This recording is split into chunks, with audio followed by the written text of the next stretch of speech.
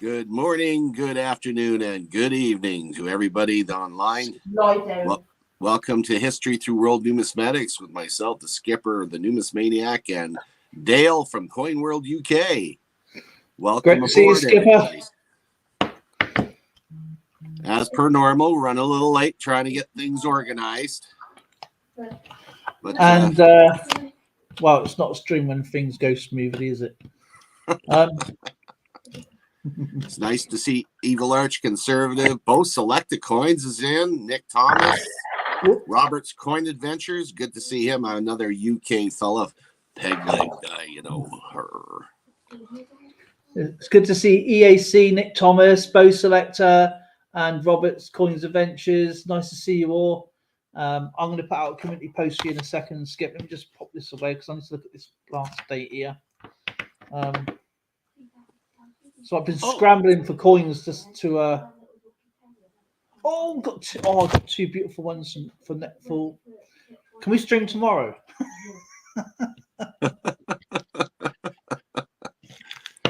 I love this. Evil Arch Conservative says this.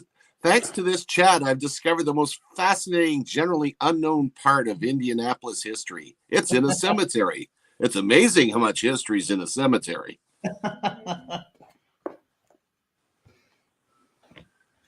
That's so true. Do you know what one of my favorite channels is? Coin and Around. No, Faces of Forgotten. Oh, okay. I don't think I've seen that one. Got the world's smallest banknote. Very cool. I need to put that in my book, actually. Right. Always nice to see Tupac in here. Coin Around. Great to see you, my friend. And to reiterate, we're going to be covering 1855 through 1859. Based on the numbers we're having, we work on a 5-minute rotation so that when I say go, those in chat can type historical references to the year that we're covering. And when I say stop, everything that happens after the stop is only for reference. It's not logged into my little register. Speaking register, I better get my piece of paper out here so I can keep track of everybody. The numbers have been going up. And I'll tell you the history that's been coming out, especially the vague stuff. I mean, you cover a lot of stuff in school for historical points of view and things that went on in government and stuff. But there's a lot of things that went on that the common guy won't even hear about unless you delve into it. And this is cool. The things we've been coming up with lately, it's amazing. Do you know, I was going to the point of that, is that as a worldwide, from Canadian and US and other European countries and history, you think you've heard of this. When you actually delve into the deepness of it, it's actually really interesting. It's just, we're just hitting the surface with the, with just the highlights. But when you actually look into the stories behind it, that's what I enjoy as well, So yeah, it's actually really, really cool. What is this date? Yeah, so I'm looking for some dates. Well, as you know, we're going to be starting off with 1855. And 1855, again, we had Upper and Lower Canada coins. I won't show any of those at the moment, but we used a lot of the British. And we used stuff like for silver, Spanish reals, and whatever else we can get a hold of that you get the privateers. Like there's a lovely version of an 1855. You can almost guess who that is. I think that is Queen Elizabeth's great granny. Yeah, you might guess that, wouldn't you? So that's kind of a cool looking coin. Is that the farthing there? That there is an 1855 penny. Penny, okay. Victoria, British copper. And you can get one, and that's actually the detail on that's really good. I mean, look at the hair on there. The high points and stuff are really quite good. She looks like she's. That looks like it's just been minted. To be fair, Yeah. like just Her nose looks like she's been in a boxing match, but I guess that's atypical. Do you know, is that 19? And you know what? It's 22 pounds plus three pounds for shipping for that one. That's not bad, actually. I'll show you another. Not bad. You know, that's a nice looking coin. I picked up 5 coins this week, by the way. They're on the way. I'm finally getting some of my shin plasters. What am I saying? Fish scales in for the nickels, Canadian nickels. Cool. EAC, Tracy is doing much better. She's we actually got her out and got her some sunshine, some fresh air today, and I got her a Starbucks, and I got myself a thing got dragon fruit in it. What is this? It's called a dragon drink. Oh, it doesn't make me Earth dragon. I don't know. Alrighty. 18. Quite good though. And I'm gonna put the magic go in the thing. Where are we at? We'll give it a couple minutes longer so we can get a few more people in. No panic. But yeah, I'm curious to see how long we can last in here before we start getting all the military things popping up and the disasters, because we've really had a good run of general history and not just military and politics. Coin Junkie. Try again is here. And here's an 1855 Napoleon III coin. I think that's a 10 centimes, I think. He was his nephew, right? Yeah. So I thought I'd do something a bit European.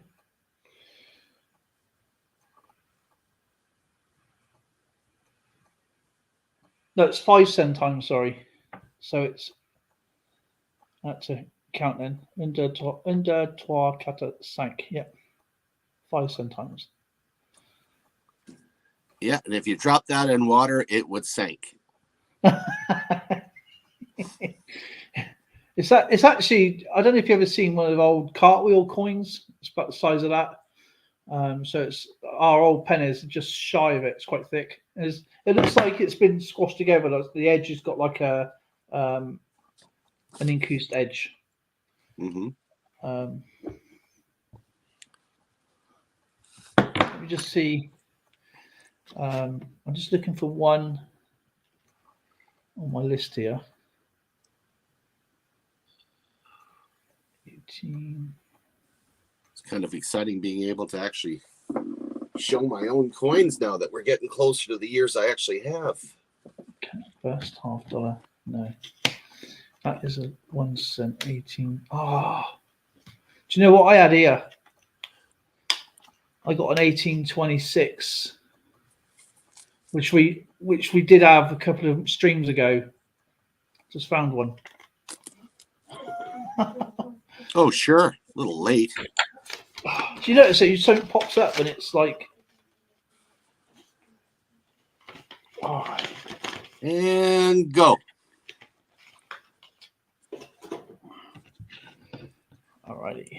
Yeah, you know, it's interesting everything that's going on in Europe right now, and one of the things that happened in 1850 is the Crimean War was continuing. Yes. And it's the year that the British troops began withdrawing. It's also the year that Bytown was renamed Ottawa, the capital of Canada.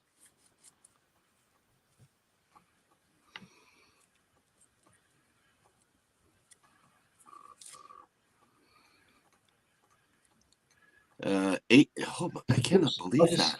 1855. Sorry, 1855. A bridge over the Niagara River near Niagara Falls is completed. I wonder if that's the Rainbow Bridge.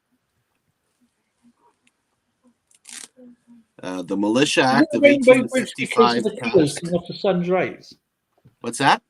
Is it called the Rainbow Bridge because when you walk over the bridge, it's because of the rays you see? Like exactly. Yep, that's it. You can actually see the rainbow over the falls. It's very cool.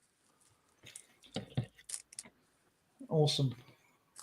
1855, the Charlottetown Police Department was established, and the first volunteer militia units were formed in Canada by the year, and 21 companies were formed in 1855. That's pretty interesting.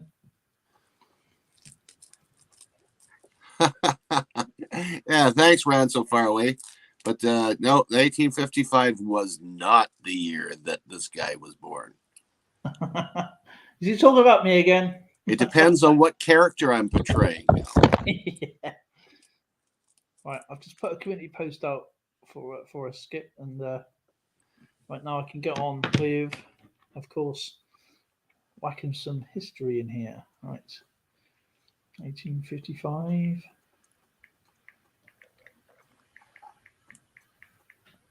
History. Yeah, it's funny, during the Christmas holidays, a lot of the kids asked me when I was born, and I'm trying to portray St. Nicholas. That made me quite a bit older than what I am now.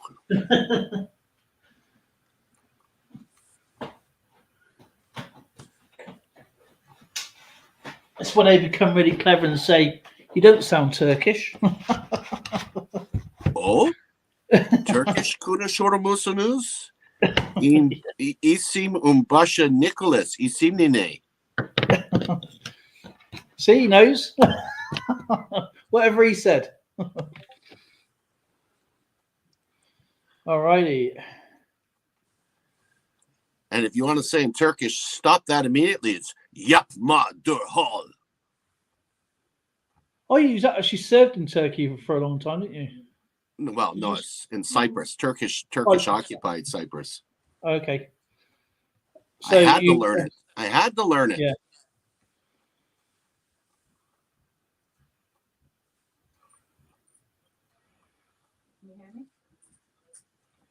Okay. Okay. We don't have some. Yeah, this is actually quite interesting. It's probably already been said in the chat. I don't know because I've been flapping around trying to. The Devil's Footprints, a series of mysterious hoof-like marks appear in the snow in Devon and continued throughout the countryside for over 100 miles. That's interesting. The first pillar boxes are installed in London and suggest a Rowland Hill. Stamp duty is removed from all newspapers, creating a mass market media in the UK.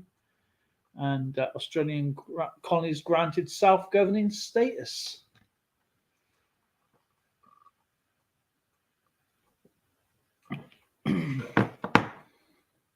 Skipper's with us, so I think he's still there. I think just making sure I haven't got anything here. And some of my older World Coin books.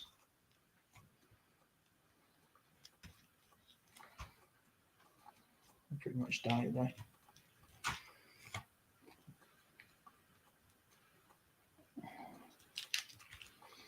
So I hope everyone's doing well, having a good day.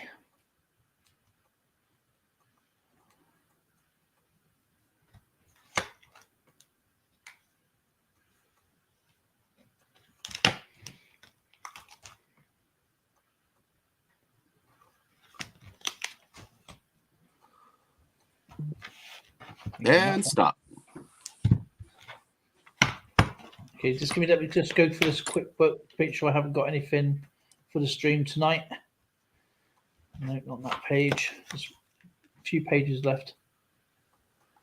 Oh, that's too early. Okay. Well, while you're doing that, I can read a little bit here. Evil Arch Conservative writes, John Wilkes Booth made his stage debut at age 17 on August 14, 1855, in Richard III at Baltimore's Charles Street Theater. The audience jeered at him when he missed some of his lines. He's one of those top-notch actors, eh? Yeah. Right, where's your go? Let's find your go. Then we got William Armstrong produces the rifled breech-loading Armstrong gun. James Clark Maxwell unifies electric and magnetic. Is that magnetisms? Oh, yeah, okay. Maxwell unifies electricity and magnetism into a single theory, classical electromagnetism, thereby showing that light is an electromagnetic wave. Yeah. Yeah. That's where you get the old telescopes from. Just a little bit of trivia here about that gun. A lot of people don't realize it. The difference between a gun and a rifle is that a gun has smooth bore and a rifle has rifling. And the rifling was put in to increase accuracy. Yes. So it's a lot of people don't realize that. Yeah, when you mentioned don't call a rifle a gun, it's not. That's January why you 9th. get. That's why some people say smooth bore, because Smooth bore instead. Robert's Coin Adventures, January 9th. Clipper guiding star disappears in the Atlantic. 480 dead. Well, if it disappeared in I guess they were just going by the crew complement. The Clipper. All right. Okay. Got it. Did you hear about that one? I've never even heard of the guiding star. Disappears in the Atlantic. 480 dead. 1855. 28th of January, the first locomotive runs from the Atlantic Ocean to the Pacific Ocean on the Panama Railway, which basically with the Panama Canal then. The first Archaeopteryx, a bird-like dinosaur fossil, is found in Bavaria, but will not be identified until 1970. It's probably one of my ancestors. Probably out in the cage. A little perch in the mirror. 1855, the Numismatics was born, and since then Canada was at prosperity.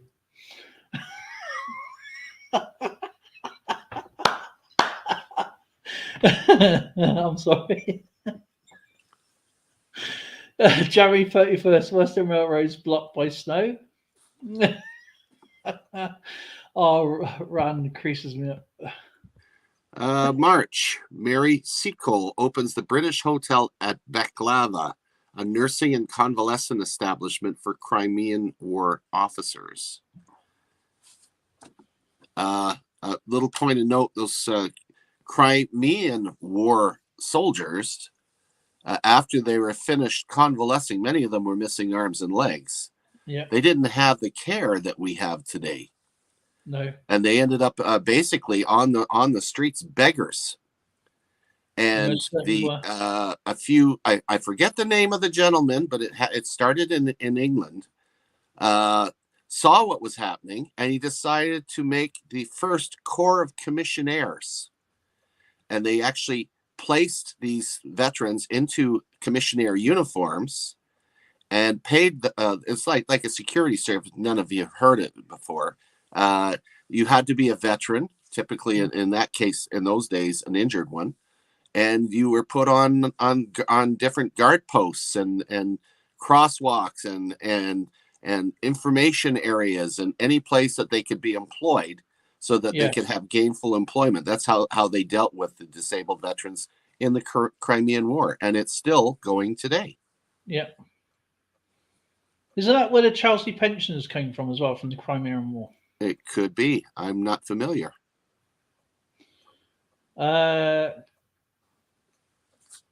March, Mary Seacole opens the British Hotel. I just read that one, didn't we? 31st, the government of the Lord Aberdeen in the United Kingdom fails following heavy scrutiny of the Crimean War. Yeah, he had to resign. Because he was February wasn't 4th, going his way. Soldiers shoot Jewish families in Coro, Venezuela. More terrible news for the Jews there. Dr. David Livingstone becomes the first European to see the Victoria Falls. I wonder if that was he's a descendant from Ken Livingstone. Ken Livingstone was the mayor of London about about 8 years ago. No, all I ever think about is when Henry Stanley finally found him. He said, "Dr. Livingston, I presume."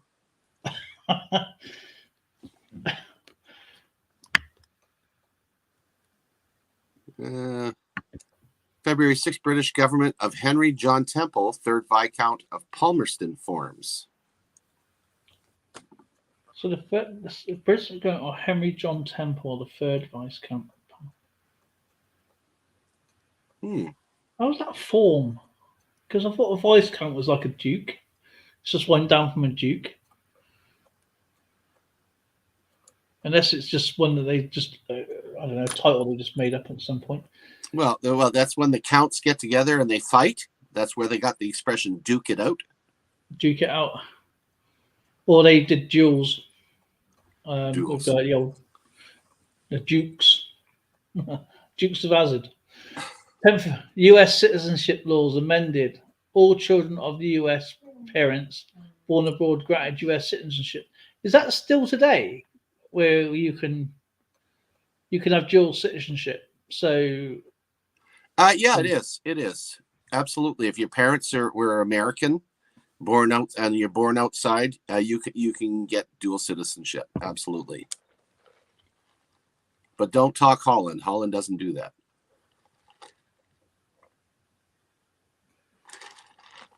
I honestly don't know about that, but February 12th, Michigan State University was established. There we go. The Bunsen burner is invented by Robert William Bunsen and still I used. used one of those. Yeah, we all did, didn't we? Yeah, I think we did. We used to play with them in class. Yeah. Little rubber roses. Yeah. Not allowed to do that. They're not allowed to do that today in class. No, all done by the teacher. No, yeah, they're all done by the teachers. All the stuff they miss out. They don't even play with mercury in class anymore. Well, they should. February 24th, the U.S. Court of Claims forms for cases against government. Okay. I bet the government loved that. March the 2nd, Alexander Romanov becomes the Tsar of Russia. Benjamin Silman Jr. pioneers methods of petroleum cracking, which makes the entire modern petrochemical industry possible. Did he I got to look it up. Now, he's talking about cracking. Is that using a fractionating tower to break it down into the different types? I think it is. I think that's what nowadays they use like high pressure water, don't they? Yeah, those giant towers you see in the plants where they break it down, and the heavier ends up at the bottom and the lighter goes to the top. And you get your light oils and gasoline. And because I can't see them using like high pressure water like they did back then. They might have used something, but no. You're talking about I know what you're talking about. No. Fracking is when you're putting the high pressure into the soil. Yeah. In order to bring it up. No, he's talking about where you're actually breaking down the heavier oils into light oils, gasoline, diesel. So you burn it down. It's a fractionating tower. Yeah. Right. So that's where they're burning the crude down into usable fuels. Yeah. I remember this one. I was there.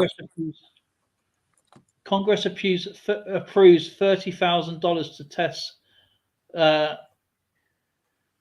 camels for military use. Yes, they did. What was that for? It'd be probably classed as logistics today. Well, they were looking for better modes of transportation in dry areas, and apparently, what do they say in the UK? One hump or two. Anyway, what you end up with is a bunch of seasick soldiers because they weren't raised riding camels. All right, it didn't work.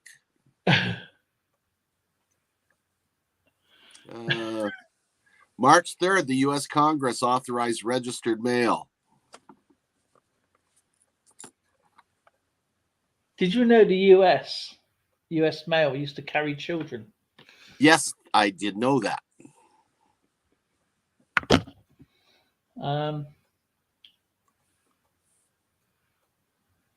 March 6. Gustav Flatberg writes goodbye to the poet Louise. Is that Colette? Colette. Louise Colette. Gustav Flaubert writes goodbye to the poet Louise Colette. Okay. I hope it was a good letter. March 17th, Grand National. John Hanlon wins aboard Irish horse Wanderer at 25-1. Oh, that would have been a good payoff. That would have been a very good payoff. So you get £26 back. So if you imagine it was 240 pennies to a pound, not the 100 pennies today, and they paid you in just pennies, you'd have to borrow a van. You have to borrow a couple of those camels.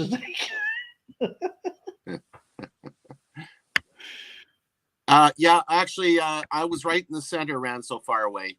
When the Turks invaded, they kind of pushed everybody back right through the Nicosia airport and through Nicosia and across into Famagusta, and it was a dog's breakfast. March 15th, Louisiana Purchase establishes first health board to regulate quarantines. I'll just find out where I was. There we go. Right. March 24th, Manhattan, Kansas, founded as the Boston, Kansas. That's quite confusing because why do they do that? That confuses people. But of Boston, Mass, obviously. Imagine being in a stagecoach going along and you get the wrong one. Oh man, that's not like a little blip. That's like miles. Miles and days, weeks and months. Stupid. March 27th, Canadian geologist Abraham Gessner patents kerosene. The good old kerosene lamp. The 26th of April, composer Gioacchino Rossini leaves Italy. I wonder why he left. That probably because of the wars. Try again says Opium Wars.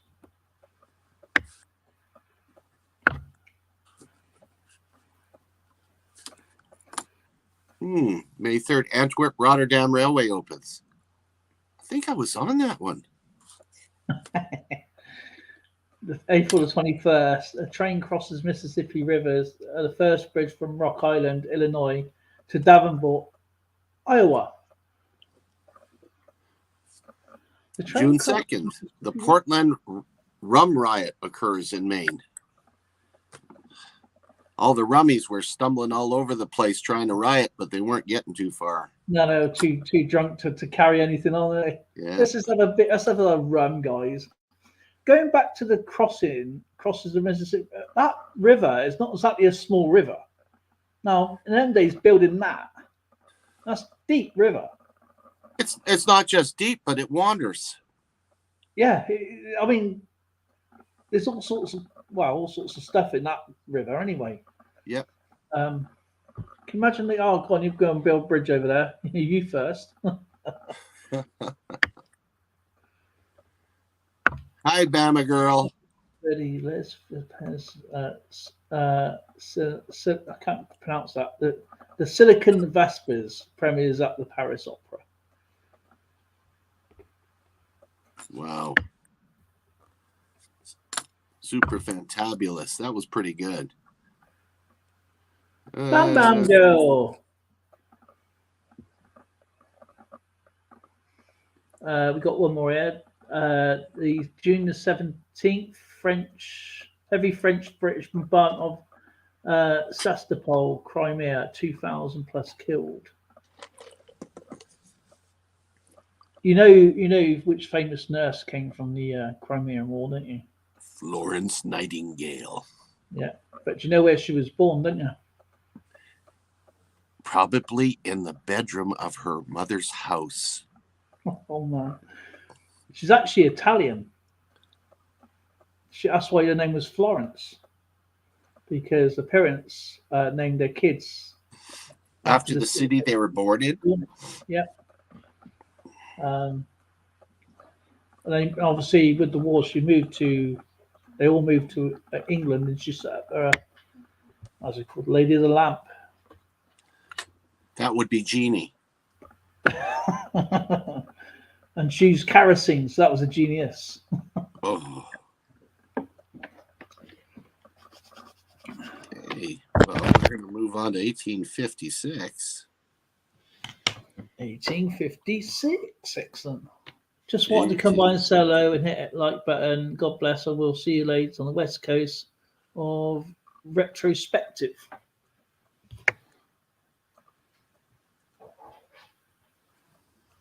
So Bam Bam Girls is obviously on the west coast, so that would be California side, or depending where you are. Tell me what's wrong with that picture. You haven't got them in your possession. Not just that, it's 1856, but what are they? Double eagles. You're getting closer. What are they? They're illegal to own, aren't they? You tell me what they are. 1 cent coins. They're gold and silver. Nope.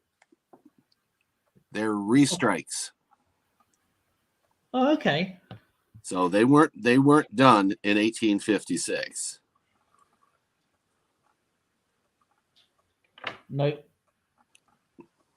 Hey, that's not 1856. That's 1857. What are you doing? Oh, there we go. Hey, you want to see an 1856? That's an 1856. Another beautiful 1 cent coin. Yeah, not exactly in the best shape. That one's pretty slick.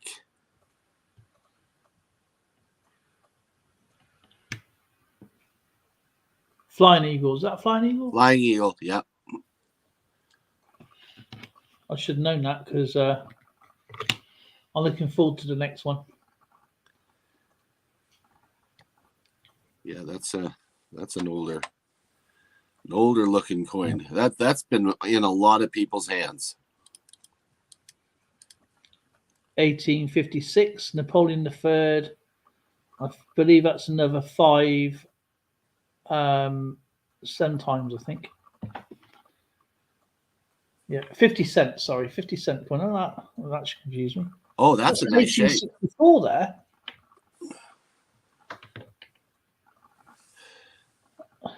God, 1856 was the year that the Crimean War actually ended.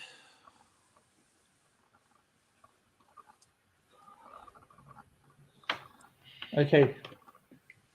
1856 full gold sovereign. How much do you reckon that's worth?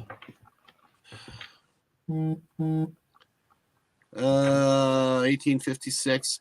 I'm going to guess, and it's in pounds? Yes. 4,500 pounds. 4,500. Yeah.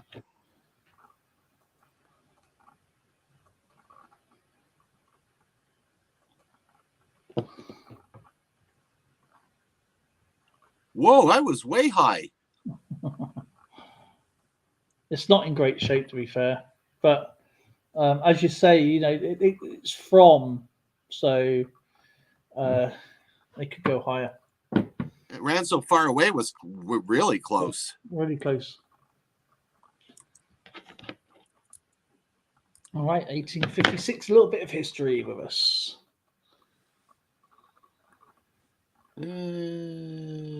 Let's see.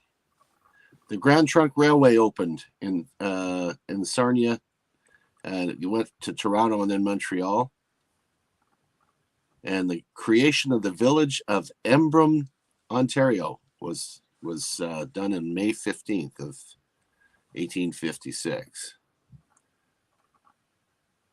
That's cool. Go. He goes. Ran so far away says the best I can do is $2. Okay. Let's look at some of the events here then, obviously. The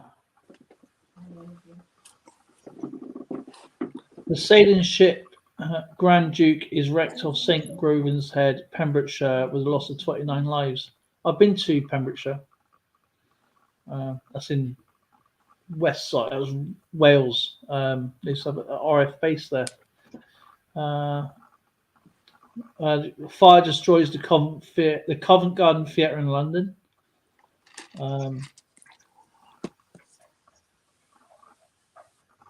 Just trying to get some. There's not really much going on. The first known rules of modern croquet is registered by Isaac Spratt in London. Are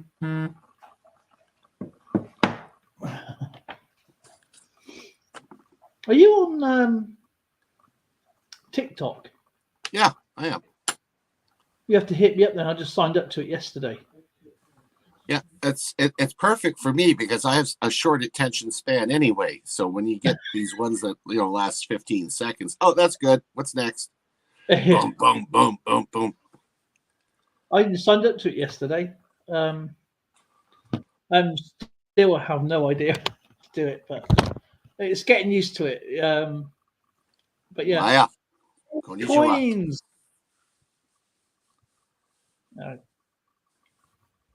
This is my little TikTok page. Yeah, you can have a lot of fun with that. I've been doing quite a bit with it, but I signed up yesterday, and that's what I have. That's my.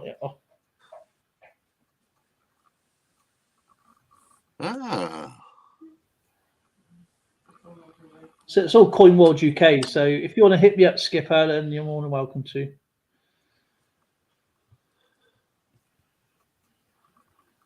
I will do that.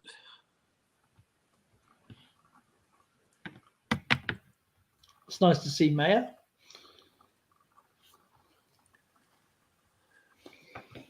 It's dark here, man.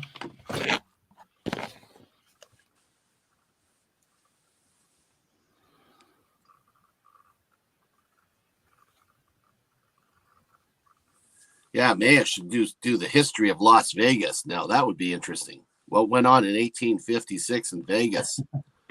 Well, the Gila monster ran across the dirt path, and someone threw a rock at it because it was heading towards the saloon.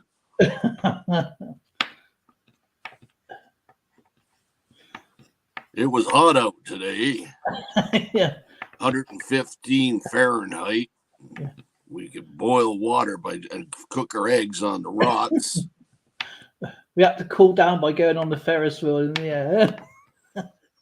What's the ferret in 1856? It would be the ferret wheel. Yeah, the ferret. Yeah, kind of ferrets running around just to make it go up.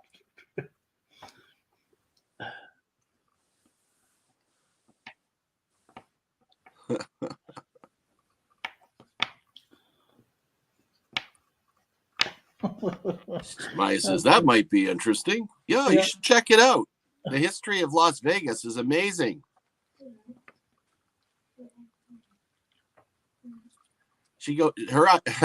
Maya's idea of the Vegas adventure getting there is hitting up the ice cream shack on the way. Yeah.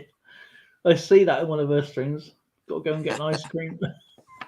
I go, boy, oh boy, you better eat that ice cream fast.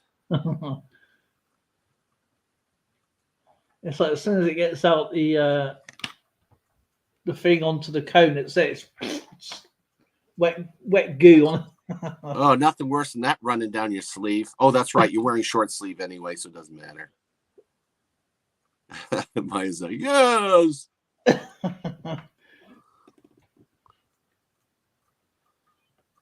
Stop. Yeah, well, Vegas was once referred to as Atomic City, where you could sit at the poolside of your local casino and watch the atomic bombs going off. Talk about stupid. Stupid is as stupid does. Yeah, a little bit of gamma to add to it. We'll get the alpha and beta contamination afterwards. Everybody's frying there, sat on the beach anyway. Let's just fry some more, Let's burn our eyelids at the same time and singe our retinas. May as well. My Go all goodness. out. No, it's a free firework display from the US military. All right, 1856. Evil Arch Conservatives starts off with Flying Eagle small set designed, and a small number were minted as a test. Most were given to politicians and dignitaries. Rotten buggers. I just got to find your go. There it is. So you just done 1856. 1856. Did you just say about the Flying Eagle, small eagle scent design? Is that what? Yep. Okay. 1856, January the 8th, Dr. John A. Is that Viatak? Discovers borax. John A. Beach discovers borax. The Tuscan Springs, California. 20 Mule Team Borax. Do you know, I can't remember what borax is. That's just. Well, borax was quite commonly used in laundry detergent. An explosive. I don't recall having borax in explosives, is it? No.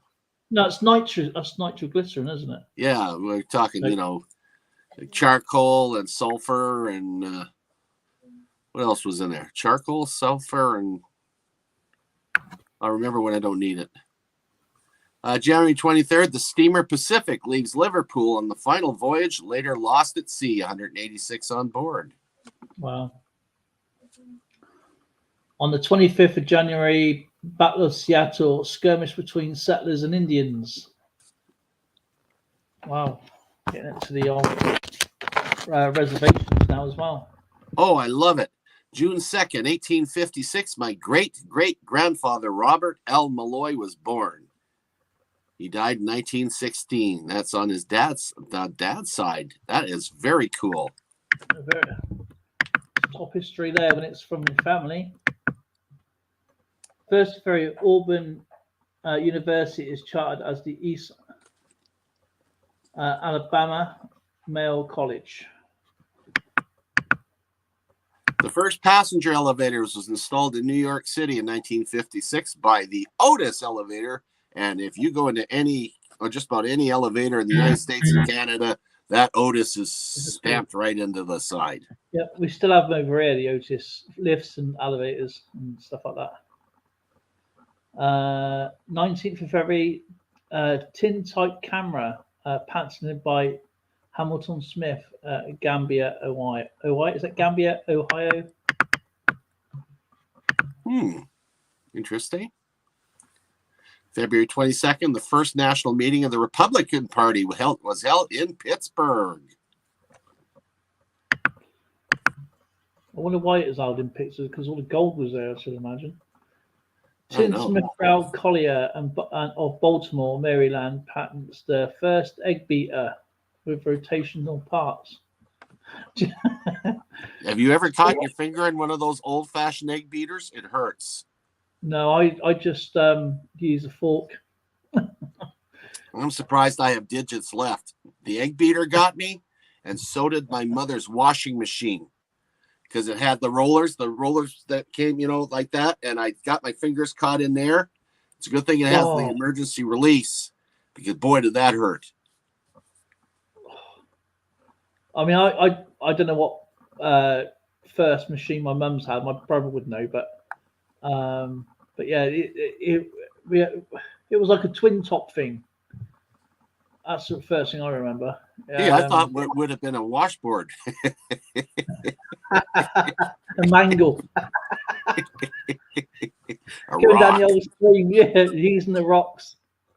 A washboard. I should have known you should have come out so. February 27th, the 18th Grand National, George Stevens wins aboard the 25-1 Free Trader, first of Stevens' record of 5 Grand National victories. Cool. English agriculture engineer John Fowler first demonstrates his steam-driven agricultural plowing system. Now, I'm sure a lot of people enjoyed that device. Got down on some work. That must have been a hell of a to set up, though, to get going. It'd been probably easy just to plow the thing yourself after the time. Yeah. The 29th of February, hostilities in Russo-Turkish war ceases. Oh, Maya's saying we're handsome. Her standards are a bit low, but that's okay. I think she's being way too kind to me. Yeah, I think so too. It must be that ice cream. Evil Arch Conservative writes, Henry Darcy formulates Darcy's law on fluid flow. Darcy's law on fluid flow. What is that? Where you take a tube and put it in an angle and pour water in it, and you count the amount of water that flows through the tube? I thought it was something to do with. Hang on a minute. I've heard of this. Or is that the one where they have the funny looking tube that looks like a? I remember doing it, and it actually levels off or some bloody thing. Hang on a minute. Right, nobody tell me. I got a funny thing. It's something to do with wave motion. We'll have to look that one up. I'm going to now. Darcy's law. See, now we're interested. Darcy's law.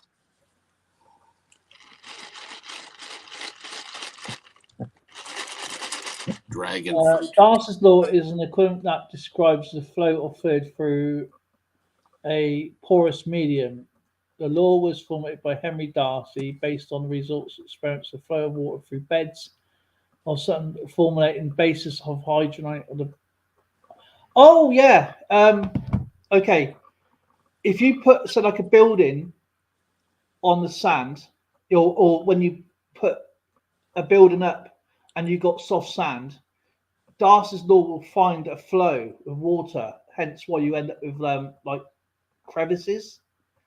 Oh, so cracks in the building. It's settling. You got sinkholes. Mm-hmm. Well, that's down to Darcy's law. So it will find a level, its own kind of flow. So that would be tied into with things like liquefaction, wouldn't it? Kind of, yeah. But it's done naturally. So there's actually a guy on TikTok now. So I remember, not TikTok, like Shorts or something, and he builds up dams. And he follows the flow, and it's under Darcy's law. Oh, okay, cool. And it starts to break down, so they have to find obviously the bedrock to stop that. So it's actually quite interesting. That's very interesting. EAC says American paleontologist Joseph Leedy describes the new Tyrannosaurus dinosaur genus and species Danodon horridus. Gotta love the Latin. American paleontologist Joseph Leedy describes the new Tyrannosaurid dinosaur genus and species Diodon horridus. March 5th, Georgia becomes the first state to regulate railways. So something at the very first timetable then. March 9th, Sigma Alpha Epsilon is founded in the Johnston Mansion House on the University of Alabama. Okay, that's a sorority. Okay. Yeah, that's really go by the Greek alphabet as well, isn't it? Yeah. So the alpha would be the sign of the Greek alphabet, obviously. Eunice Newton's footage paper on circumstances affecting the heat of the sun's rays, ready at the American Association of Advance of Science presents the cause of the greenhouse effect. A.E. Burnside patents the Burnside carbine. The Burnside can't. Is that like the rifle? Is that the gun? Is it? If it's carbine, it should be a rifle. I'm just wondering if this is at the stage where they're getting away from the paper cartridges, Yeah. and getting into the brass. I don't know. I'd have to, again, that's something you have to look up. New South Wales. Many maniacs is on. New South Wales, the first class game v Victoria at Melbourne. New South Wales wins. What is that? New South Wales first class game. What kind of sport is that? Is that Australian rules football? I don't know what that is. American meteorologist William Farrell demonstrates the tendency of rising and rotating warm air to pull in air from more southerly, warmer regions and transport it poleward. Wonder if they use balloons for that. Weather balloons. Oh, I know that's probably looking for currents, like jet streams and stuff. That's exactly what they're looking at. Yeah. March the 30th, the Russian Empire, the Ottoman Empire, Great Britain, France, the United Kingdom of Sardinia signs the Treaty of Paris, ending the Crimean War. You were right; it was ended that. Yeah, of course. Is that another fraternity? The Theta Chi? Yeah, it is. Founded in Norwich University, Vermont. The Battle of Rivas, Costa Rica beats William Walker's invading Nicaraguans. Actually, I'll just show you this quickly. I've got a Nicaragua banknote here.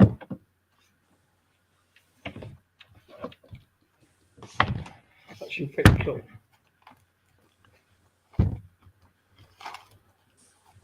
It's on the second page. There it is. Oh, cool. That's the second series one, that is. It's got 3 different. Tell it by the signatures.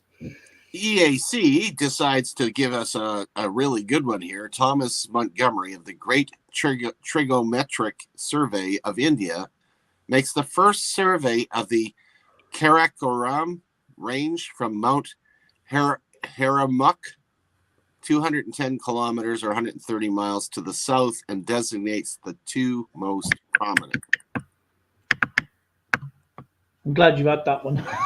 Yeah. This to be here for how long do you want to stream for? April the 18th, Russian Chancellor Count Nesselrode resigns. May 7th, Argentina and Brazil sign a navigation pact. Well, between Argentina and Brazil? What is it? The pact to go down the Amazon? What is that? Probably trying to get a pact to go and take the Falklands and lost. May the 20th, Dr. David Livingstone arrives at Kwaliman on the Indian Ocean, having completed a 2-year transcontinental journey across Africa and Luanda. Oh, scratch and go crazies on. May 15th, second San Francisco Vigilance Committee is organized. Still trying to get the guys to quit drinking. Alexander Parks patents the first thermoplastic. Is that at Parksine? Parkasine? I never heard of it.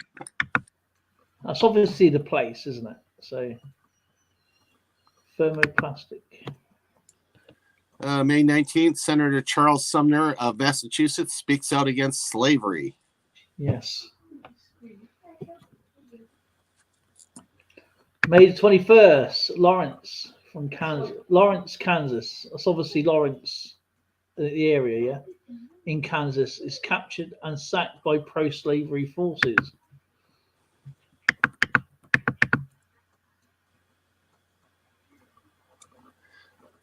Tesnowski introduces the concept that the lower algae and other infusaria are unicellular organisms. Yeah, in other words, a single cell RNA and DNA single cell bugs, basically. Really tiny. And teeny tiny little micro animals. May 24th, Potawatomi massacre. John Brown, an abolitionist, I can't say that word. Abolitionist. Abolitionist settlers killed 5 pro-slavery settlers in Franklin County, Kansas. Thank you. Remember the book Uncle Tom's Cabin? Yes. That incited a lot of it. I must check that out, you know. June 3rd, Cullen Whipple patents a machine for making screws. Very, very important. First remains of the Neanderthal man found in Neanderthal Valley of Germany. Oh, Neanderthal, sorry. One of our early ancestors. Well, they're not actually related, are they? We're not related to the Neanderthals, whatever Blinken called. It's only because they started mixing. You got the Neanderthal and yeah. Now we're getting into the chat where we were 20 minutes ago. Borax is used to lower the melt temperature of metals, I think, since ran so far away. Borax is used when refining gold or silver. Thank you, Coining Around. And yes, it is pink, and it's dragon fruit. I've never had it before. It's okay, I guess. Dragon fruit drink. Have you ever had dragon fruit? First time I've ever had dragon. As long as it's not durian, I'm fine. If it was durian, it would be in the garbage right now. LAP coins. Hello there. LAP. Pitcairn Islands arrive on Norfolk Island. Who's that? Pitcairn. You know Pitcairn. You know Fletcher Christian. Mutiny on the Bounty. Oh, of course.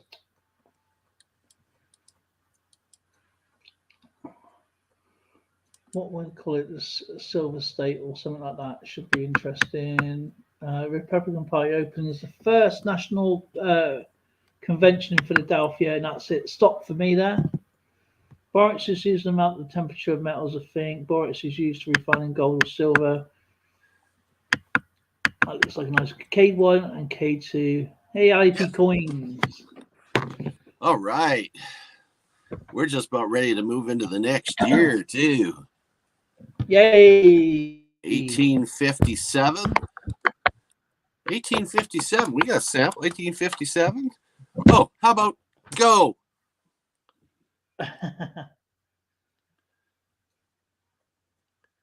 1857. Let's take a look at this. I'm going to have a look more about Darcy's Law. You know, it's actually really interesting.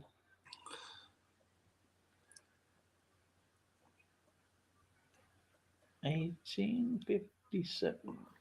I was hoping people like Tupac would come up and show us something, but oh yeah. Here's a really nice flying eagle, 1857. Look at that baby. Nice. But look at my 1857 flying eagle.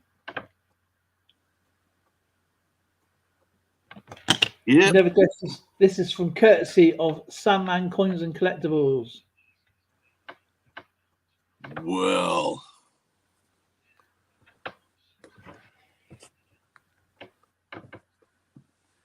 I don't know if you can see it very well. I don't want to take out the flip though. Yeah, that's the hardest part is when you're trying to show it in the flip, you get that shine, so you can't quite make it out. But yeah, we know what it looks like. It's 1858.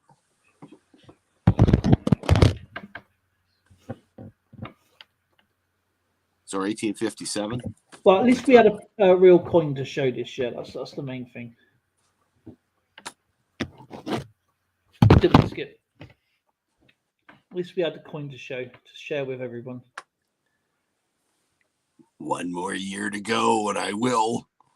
I'm all excited now. I'm getting into my collection finally. I got some ones here already as well. But for next week, for next stream. Look. Very cool. See, that's what happens when we start so far back.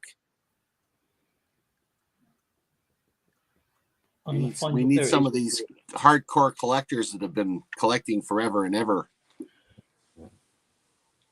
The thing is, though, as you say, there's different types of collectors like to collect one type of coin. They like to collect a certain country.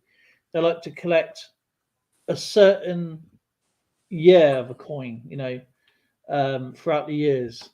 World coins, different countries. I like to collect as much as I possibly can. That's why I like doing world coins apart from just British coins. Because I tell you what, I found some really good gems doing, and I found silver. I didn't know there were silver coins in world coins. Like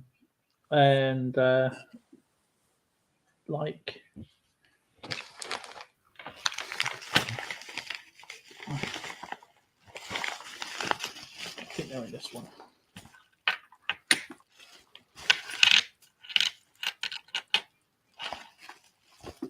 Yeah, I found about three.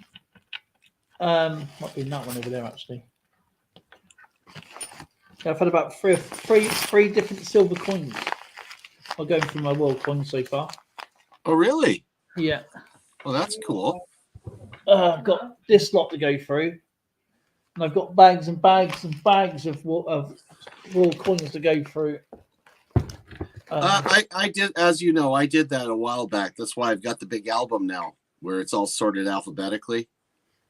It's so nice to be able to get all the world, other than the British, US, and Canadian, and the rest of the planet goes in one album. Yeah. Hey, 1857 was not a good year for Canada. They had a canal disaster. It was called the Desjardins Canal disaster, where the bridge over the canal at Hamilton collapsed while a train was running over it. Oh. And apparently 60 people died in that accident. That was a pretty nasty one.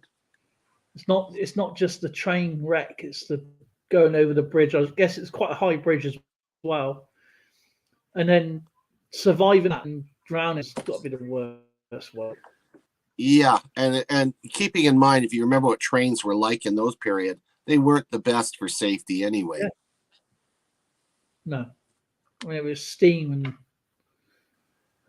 and basically benches. They didn't have seat belts, or it was wooden benches and wooden framed windows that you opened up like you would an old house with no screens on it. Stop. That was quick. That was 5 minutes. That was really quick. You and I were talking. Do you want me to go first? Yeah, you can. Sure. Okay. I was going to read out some income, but Robert's Coins Adventures got there before I did. 1857, January 6th, patent the reducing zinc ore granted to Samuel Riverill, Pennsylvania. January 8th, Dion Bouclé's Poor of New York premiered in New York City.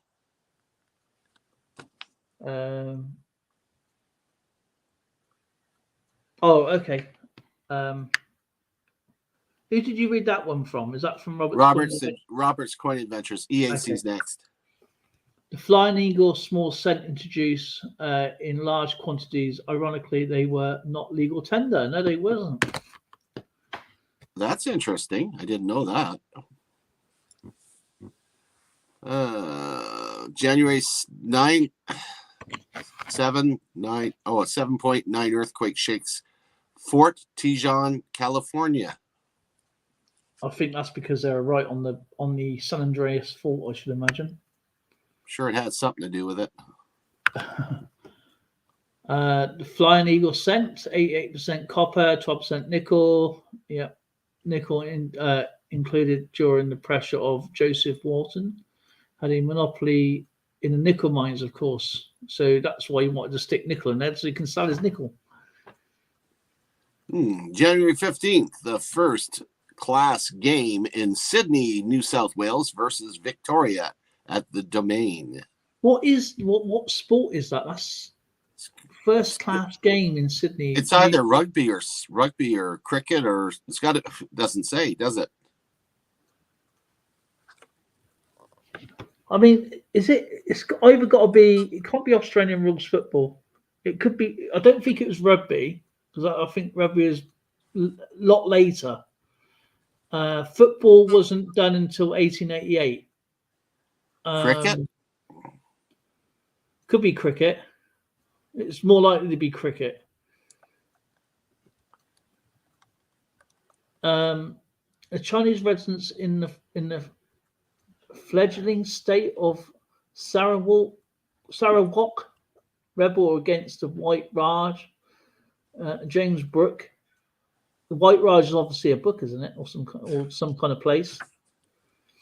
Chinese residents in the fledgling state of Sarawak rebelled against the White Raj by James Brooke. Is that what I'm reading in this is that James Brooke was referred to as the White Raja, right? Okay, and that he was residing over that area called Sarawak, and the rebels ended up going against him.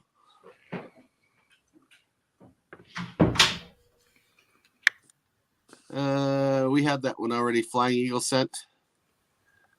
First rails made from steel are made by Robert Forster Mushet early in the year and laid experimentally at Derby Railway Station on the Midland Railway in England. The Alley Vineyard Society is organised. Vineyard Society. Does that have something to do with grapes? Yep, it has to be. March 23rd, Eliza Otis, first elevator is installed at 488 Broadway, Manhattan.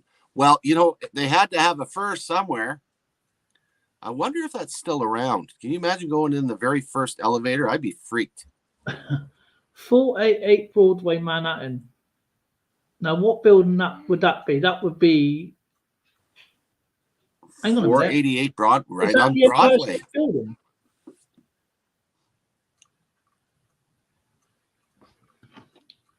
I'm going to find out what 488, what's so special about 488. 488 Broadway. So it's obviously got to be a theatre, isn't it? Of some kind. Or high rise. Low rise, whatever you call them.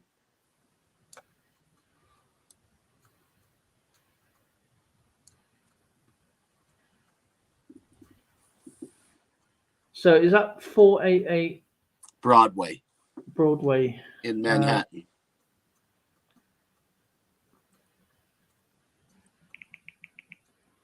Man.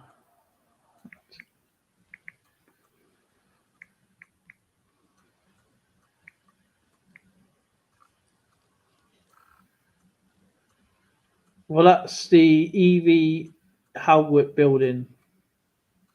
So it's a business. Well, that's the building there. Oh yeah. Okay. Well, typically they have the businesses in the lower levels and apartments up top or offices. Some kind of going back then it must have been some kind of, I don't know, hotel or something. Could be. Yeah. Oh, thank you, Annie. It's nice to find out these things, what's behind what this is, what the history of the highlight, the Grand National Charlie Boyce wins abroad the Emigrant at 10-1. March 6th. Oh, I remember reading about this. The Dred Scott decision. U.S. Supreme Court rules Africans cannot be U.S. citizens. That was controversial. That was very controversial. Yeah. French surgeon Jean-Louis Paul Danus gives the first description of the It's neonatal. Incubator. Neonatal. So it's it's obviously for infants, isn't it? Incubator purpose to allow an infant to preserve. Oh, calorie. Okay, that's pretty cool. March 7th. Baseball decides 9 innings constitutes an official game, not 9 runs. Oh, can you imagine playing 9 runs today? It'd take years to play a game. Yeah. March 12th, Giuseppe Verdi's open Simon Boccagania. I can't pronounce that. Boccanegra. Boccanegra. Do you know what? I'm so sorry. Don't Premiers feel in Venice. Between the two of us, we'll get trying, the words guys. right. I'm trying. So he goes, I'm trying, all right. The Stockton and Darling Railway locomotive number 1825 is set aside for preservation in England. Stockton Darling Railway locomotive 1 of 1,025 is set aside. All right, okay. 1 of 1,125. That's interesting. Yeah. The Stockton and Darlington Railway's locomotion number. I just lost it. There it is. Number 1 of 1825 is set aside for preservation in England, so it didn't last very long. I think it's because it's a prototype. Yeah. The 25th of March, Frederick Langenheim takes the first photo of the solar eclipse. That's pretty cool. Where is that one? I don't see that one. That's 10:12 p.m. on my. That'll probably be. It's Robert's Coins Adventures anyway. And then I got the. Oh, there it is. Elisha Otis installs at the Broadway again. Mine's probably all screw with compared to your Skip. I got almost. Hold on. Try to get this as accurate as possible. Oh, there you are. I got it. May 16th, the British North American exploring expedition led by Irish geographer Captain John Palliser sets off for a 3-year exploration of Western Canada. Hey, came out my way. That's from Evil Arts Conservative, isn't it? Yeah. And then next one I have is from Robert's Coins Adventures is Apartment 1 Herman Malville publishes The Confidence Man. Didn't they make a film of that years ago? It could be. Alexander Douglas patented the bustle on April 21st. I'm sure all the women in the world really appreciated that. Is that like the girdle or something? I don't know. No, the bustle is the false butt. Oh, right, okay, okay. To stop men from touching the butts. Or just, caboose. I know, babe, I'm just joking. I did do this, if you see. Frederick Albert Falloux, is that Falloux? If you pronounce that, Falloux? Ooh, good luck with this one. Publishes the Afghans Druga. It's crazy. Okay, Frederick Albert, who publishes the Afghans Grund, the Bodenkundel, whatever it is, first principle of the soil science, laying the foundations of the modern study of soil. In other words, trying to test blinking acid earth and stuff like that. I bet you. different types of soils are like my cheeks the hurt. acidity. Yeah, the acidity in Earth. I bet that's what it's all about. Blinking. That's something. And fucking scrung. I bet the chat's bedders are wetting themselves right now. Well, at least mine's tough. San Jose State University formed on April 30th. You struggled with that. He's rehearsed that 10 times. Go on, then you have a go at my one then. Fine. Nah. Okay. Yours was easy. Here's my one then. The AC don't like me. The 10th of May, the Indian mutiny against rule by British East Indian Company begins with the revolt of the Sepoy soldiers in Meerut.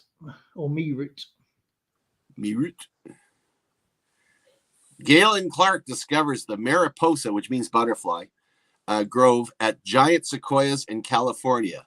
My great aunt and uncle had a picture with them and their car in a tunnel through one of these trees in the 1850s. Oh, what? Cool. Wow. Is that you clicking? Yeah, I'm catching up because I'm not using anything. I just certainly okay. I should get a clicker too. We could play castanets. It'd probably be easier for me to do that and say some of this stuff. May 26th, the US slave Dred Scott and family freed by owner Henry Taylor Bow or Blow. Only 3 months after the US courts ruled against them in Dred Scott v. Sanford. So that must be a really good case law there. Yeah. Because that case law will still be in today. Well, it's still talked about. I mean, I've heard of it. June 10th, Britain passes an act putting Canada on the decimal currency system. And why did they do that? Because we traded with the U.S. Yes. The U.S. was on decimal, so we wanted to match up. And it was Nova Scotia was the first one to do it. Peter Andre Hansen tables the moon are published in London. Peter Andres Hansen's tables of the moon are published in London.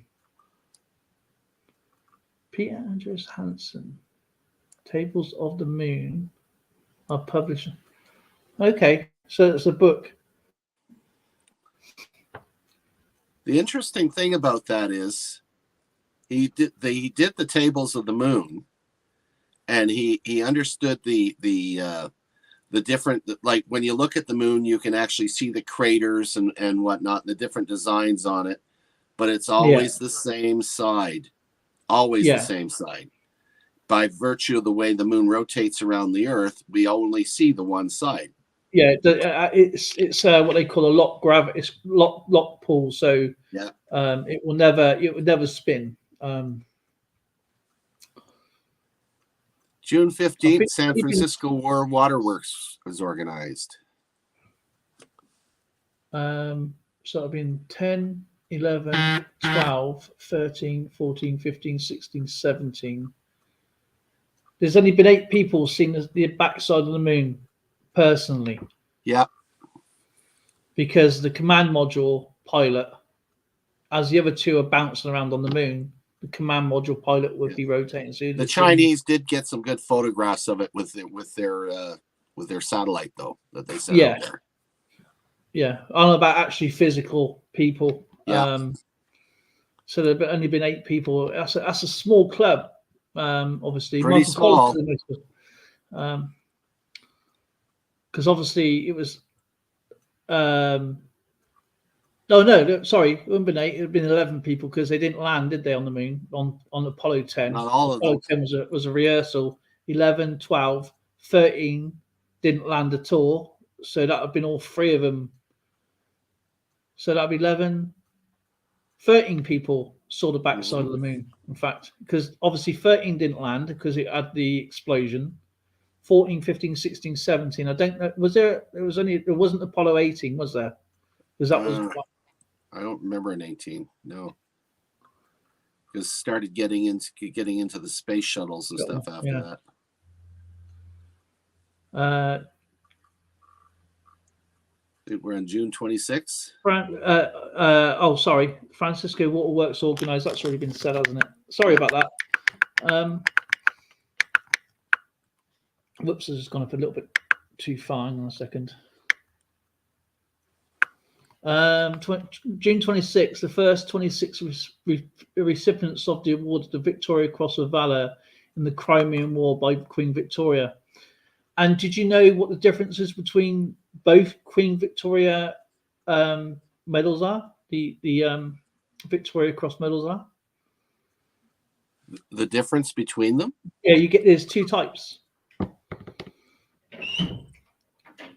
Okay, what are they? Okay, you got the crimson, which has been done for army, and then you got a red, which is for naval. They're different ribbons, but that's interesting because I'm in Canada. You know, we have the Victoria Cross here too. Yeah, but it's the Canadian version, and I believe the ribbons are burgundy. Burgundy. Hang on a minute. It's just I know there's two different types. That's the only difference. One is for naval, and no one in Canada has received the newest version. There's I think one or two people from the Afghan war. They're trying to get them awarded it, but it's really hard to get. It's a bit like what's the American have the Congressional Medal of Honor. It has to be witnessed. Yeah. Like in the Civil War, there was so many given out, but nowadays it has to be witnessed to prove that they deserve it. Victoria Cross.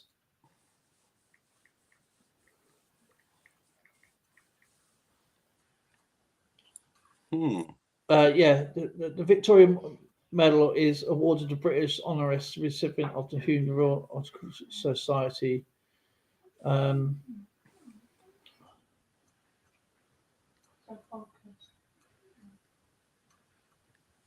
on a second. If I remember correctly, too, the one regiment that I think one is blue and one Victoria. One is blue and crimson. I believe the Gurkhas have the most Victoria Crosses awarded, if I remember right. I think there's a lot of the Indian Army had some as well. Yeah, because I know the Gurkhas are right up there. What do we got here too? Timothy Alder of New York patents a typesetting machine on 15th September.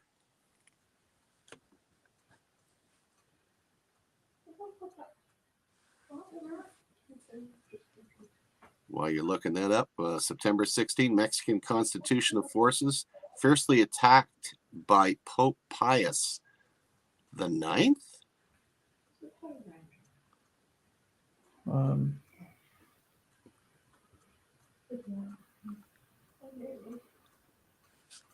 Oh, goodness me.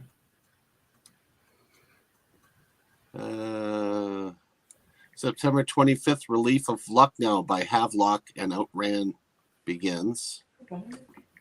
And October 5th, the city of Anaheim is founded.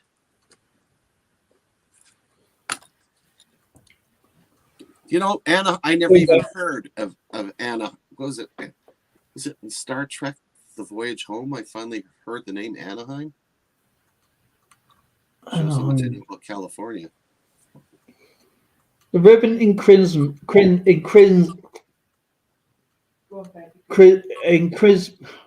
that color? Crimson?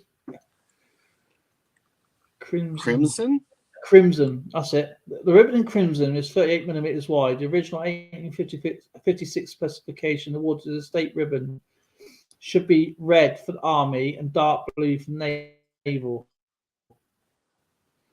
And dark blue for naval recipients and a dark blue ribbon abolished soon after the dark blue ribbon was abolished by the after the Royal Air Force was formed in April 1918.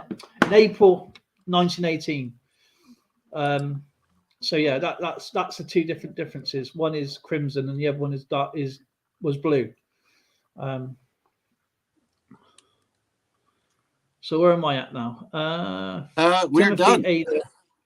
We're done. I read it right to the end. Oh, sorry, Skip. No, don't be sorry. That's fine. I see Dimebag Darren Lowe's in the house. Bye. Did they use a flat Earth camera? Yeah, okay. And yes, we do like doing research. That's the fun part about this channel, is that we're doing historical research tied into the coins that we're looking at, and it can be challenging because it's what we're doing is we're enjoying the history, which anybody that collects coins, it enhances the joy of the collecting. Yeah, it is. That's the whole idea. I mean, we're going to be moving on to 1858 here. 1858. And this is good for me because I need to keep my brain fresh, because I do have a hard brains. Yeah, my brain is officially broken, and it's been tested and proven it's busted. Fresh brains.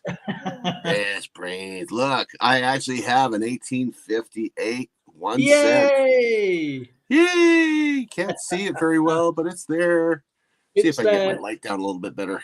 1858. And we can see this is actually a really good example of a Vicky. Oh, that's nice. Yeah, that's a nice one. 1858. Imagine I'm holding on to something that's been around a very, very long time. We're talking over 150 years. 100. It's like, wow. 150. 150. How old is it? 156. 1858. 1858. So that's what, 104 years old. 154 years old. Yeah, 154 years old. No, it's 174 years old. Sorry. And it's in my hand. It's in my hand. It feels so good. 1858. 1858, right? 1858. 1858. You got something there? I do. I have. Well, I'm just waiting for it to load up for some reason. Should be instant. 1858. A scarce penny. Oh, one thing about showing it that way, at least we can see the details. Look at that hair. Look at that hair. Wow. That is sweet.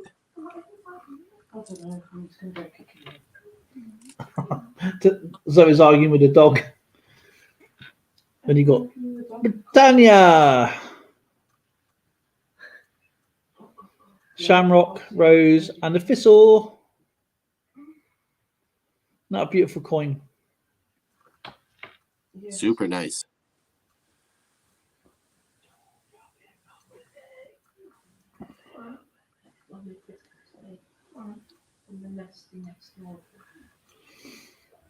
Oops. 1858 history. 18. Pikes Peak Gold Rush happened. 59ers stream into the Rocky Mountains of the Western United States. Well, that's in 58. Why is that saying 59? No, it's 58. I guess the 59ers were left early.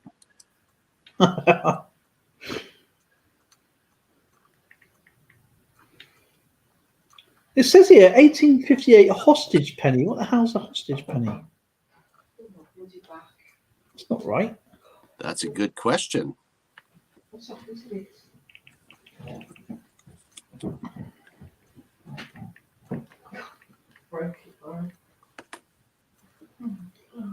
That's a good question. First American Chess Congress hosted by the American Chess Association. You know, that 1858 1 cent that I showed you only had a mintage of 421,000. And then probably next year it's going to be something like 20 million or so. No, 1859 went over 9 million. Yeah. 9,579,000. So It's you can well crazy. imagine Yeah. the value of that one's a little bit higher. It's funny how one you think, let's just keep it constant. Say, I don't know, say 10 million a year for each coin. But then you got to think Yeah. about it. In these days and age, like our Kew Gardens, we got what 67 homes, and if you got only 250,000 or 210,000 coins, Papa G's in the house. Papa G. Where are we at? Greenhouse SSS Great Eastern, the largest ship to date built, is launched at the River Thames. Go.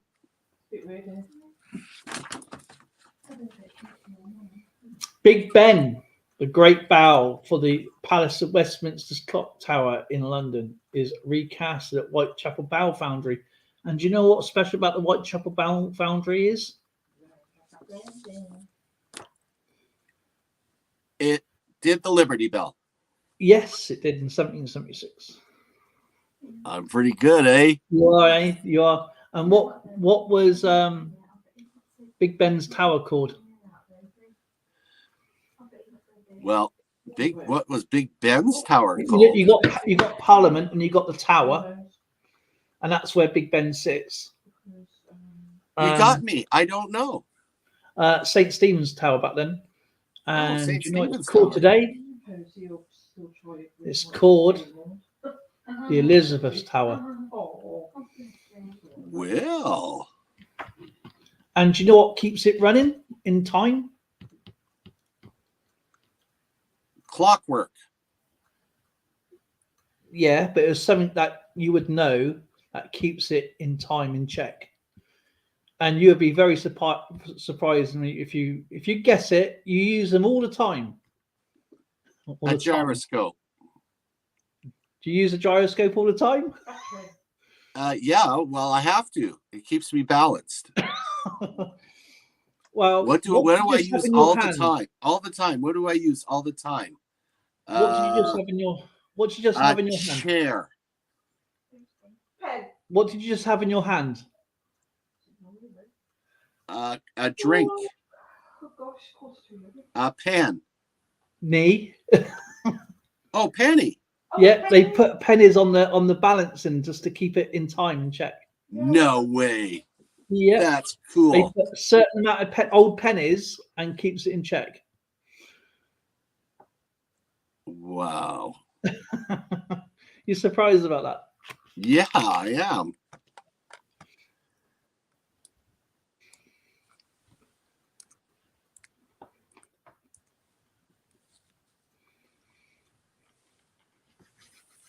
Wow.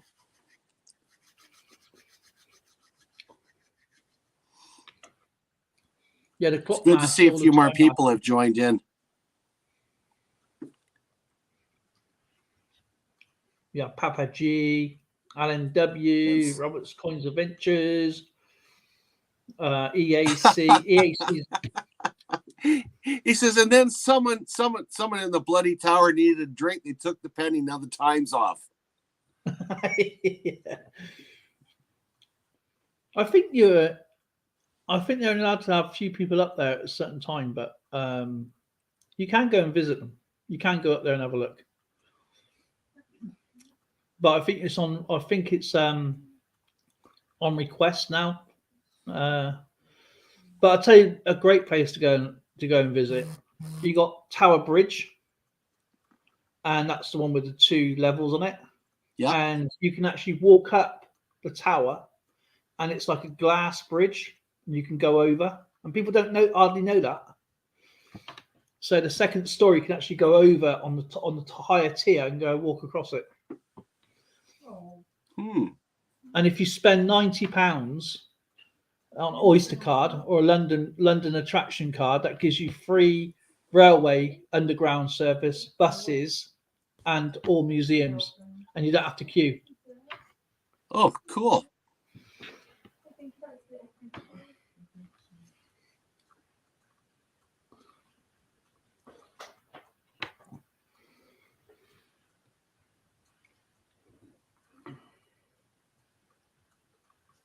So you can go all the we should have museums. some interesting stuff coming out of this year. Yeah, I'm looking. I got this chat here looking, let's just say. So you're here, here, and here. You're there, there, and over there.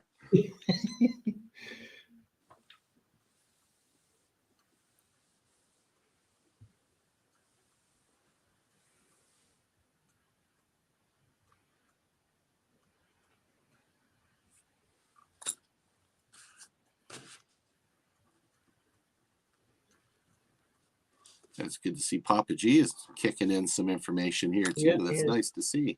Ellen W is out there too, doing her thing.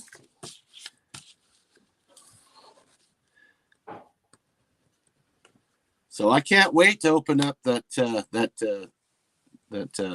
grab bag. Maybe after we're done, I'll share some of the discoveries with you here. I bet I was like, what? A shock to the system. You know, here's your package, but you're not having it until you give me something. Oh yeah, no kid. It's a good thing I had some money in the bank. Oh my god. Oh, hello, Lightning. Hello. Lightning. You're sniffing up a storm. How you doing, buddy? How you doing? Yay. And it's getting close. Oh, and it stopped. Stamara kino mesos. Yep, ma hall. We'll take a look back. Right at the beginning. All the way back. Boy, oh boy. It's amazing how much information they can get in there in 5 minutes. Wow. Do you know what? LNW right off the bat. Agent Andrew Bolin was stabbed to death after being attacked by several Indians in Washington State, which is modern day Klickitat County, Washington, about 9 miles south of Goldendale.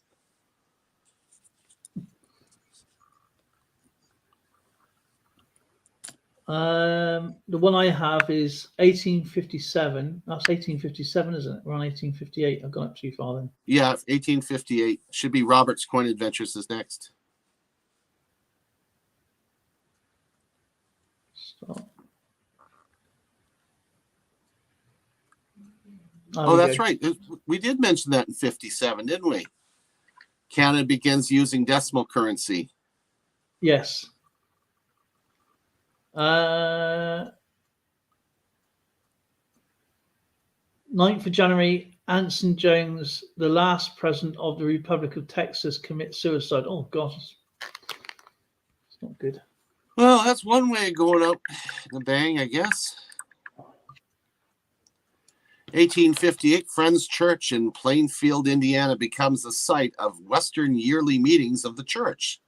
The yearly meeting was a week-long event that gathered thousands of friends together. Wow. 14th of January, French Emperor Napoleon III escapes attempt for his life by Felix Orsini, an Italian patriot who was later executed. Wow. 1858, John Landis Mason invented the mason jar on November 30th, 1858. This was the start of safe home canning. He would make several improvements over the years. There's a lot of people that like canning that are happy about that guy. Yeah.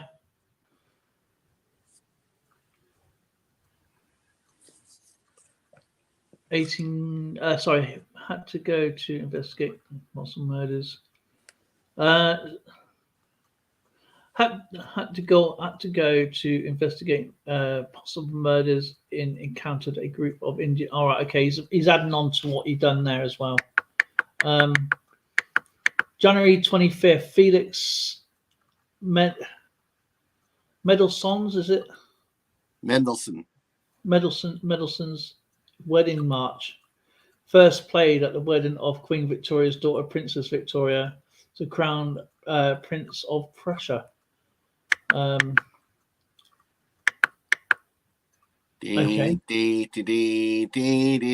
No, that's the wrong one.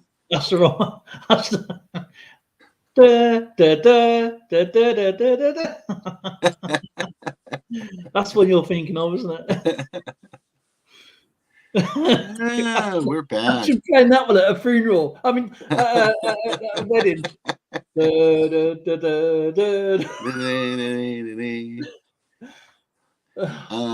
Alan W says, them, one of the Indians told the chief of the agent Bolin was responsible for the hangings of several tribe members. Oh, yeah, that's the add-on. I'll still throw an extra dash on there. 13th of February. So Richard Burton and John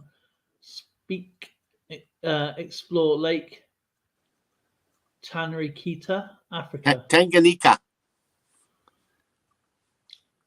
What's so special about Lake Tanganyika then? Dirty water. Gators. Oh, okay. Well, each to their own then. Sounds a bit snappy to me.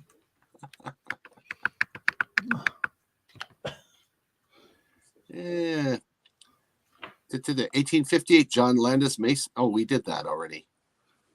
February 22nd, Dion Buchalt's play Jesse Brown premieres in New York City. Papa G's gone Big Ben, Little Ben. Hoffmann Klein, a painting at the German by Frederick Hoffmann for continuous production of brick making.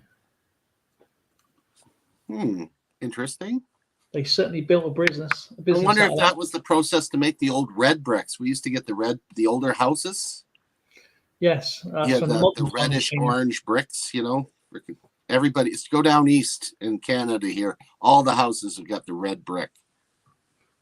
They would have London made inside. I think it's to do with the not so much the brick itself, but I mean, I think it's like the triangle inside where they can store the mortar, I should imagine. So, because a lot of the bricks come from the brick making comes from Middle East because they dry quicker. Yes, that's right too. Yeah, mixing mud with straw. That's right. Yeah, and they dry them out in the air for hard as nails. Yep. March 5th, the abolitionists established Crispus Attucks Day in Boston. Attucks? What's that? You I don't know. He says, I don't know. I've never heard the word Attucks unless you're talking attacks. Attucks. Crispus Attucks Day. Crispus Attucks. Like Freedom Day? The abolitionists established is that like Freedom Day? Because a lot of things happen in Boston, don't they? If you think about it. The Indians were speaking their native language, and an agent Bolan could not hear what they were saying. That was much. So that's probably an add-on to what the history is as well. Yeah. March the 20th Grand National. William Archer wins abroad the outside of Little Charlie at 100-6. Man, he put £6 on, which is still an established amount of money. £6, and you win £106 back. But you're a very rich person in days. March 14th, Ellen G. White receives a vision while attending a funeral service in Lovett's Grove near Bowling Green, Ohio. And what was that vision? I got two behind there. Yeah, Bowling Green. White receives a vision while attending a funeral service. That's great. Is that an angel, maybe? Well, I have two behind. I have Alan W., an evil arch conservative. So the debate between the Indians on whether or not to kill an agent Bolan, but the chief ordered them to kill him. First track size of potassium. What am I saying? First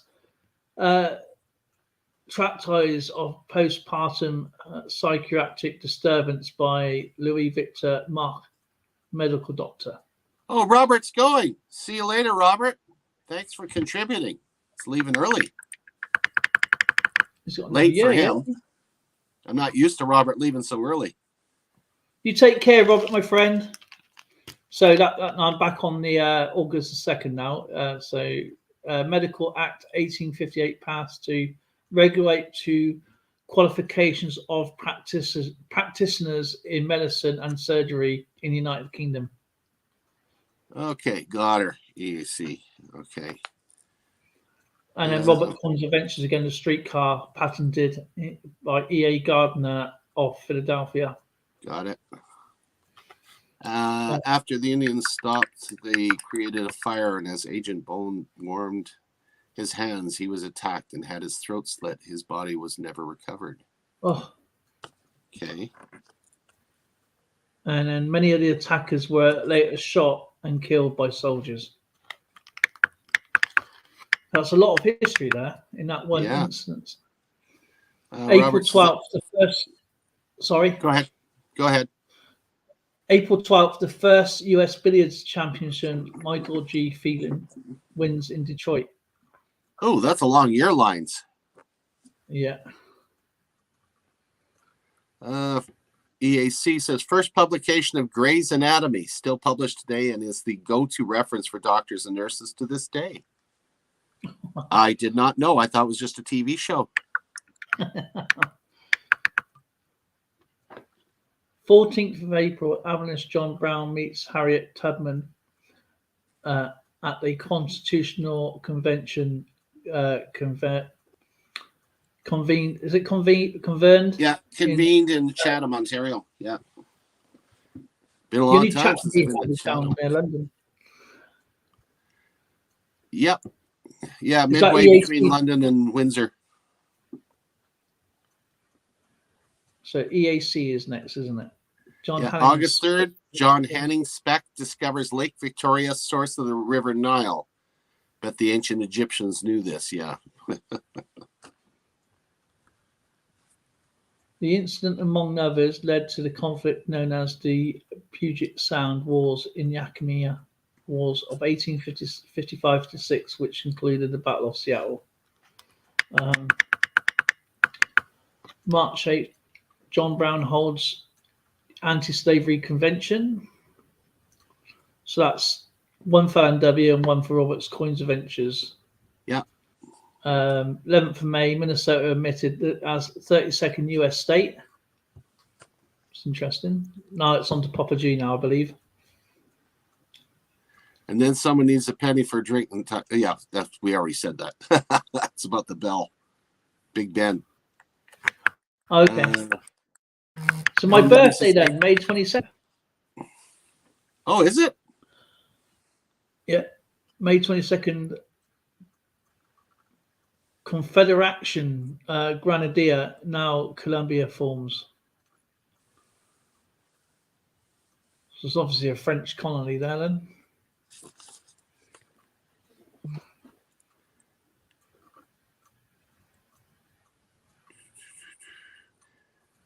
EAC, William Herschel initiates fingerprinting as a means of identification in Bengal. Well, I always thought this was a Western observation. Alan W. goes on to talk about Agent Bolon, had served with the agency for 2 years. He survived by his expectant wife, daughter, sister, and brother. May 28th, Dion Brucolt's play Foul Play premieres in London. Beauty Cults, is that right? Beauty Cults play Foul Play premieres in London. Yeah. The Nadi's Comet, the first comet to be photographed, is discovered by Giovanni Battista Donati on the 2nd of June and remains visible for several months afterwards. Wow. June the 16th, Abraham Lincoln's A House Divided Against Itself Cannot Stand. The second Illinois Republican Party is nominated for the Senate. Okay, we're getting closer to the Civil War now, so we're with Lincoln sticking and getting into politics. The June 21st, Louisiana chess prodigy Paul Morphy arrives in Europe. In Luxor, Egypt, the Rhine papyrus is found, named Alexander Henry Rhine, the discoverer. Is sometimes called the Arms Papyrus for the scribe who wrote around 1650 BC or before Christ. Subject mathematics. Wow. June 29th, the Great Fire in London Docks. Oh, okay. The Great Fire, the London Docks. June 29th, Treaty of Algon, China cedes north bank of Uma River to Russia. And shortly thereafter, July 1st, the joint reading of Charles Darwin and Alfred Russel Wallace's paper on evolution to the Linnean Society. Now, I bet you that got a lot of Christians upset. Yeah. July 2nd, partial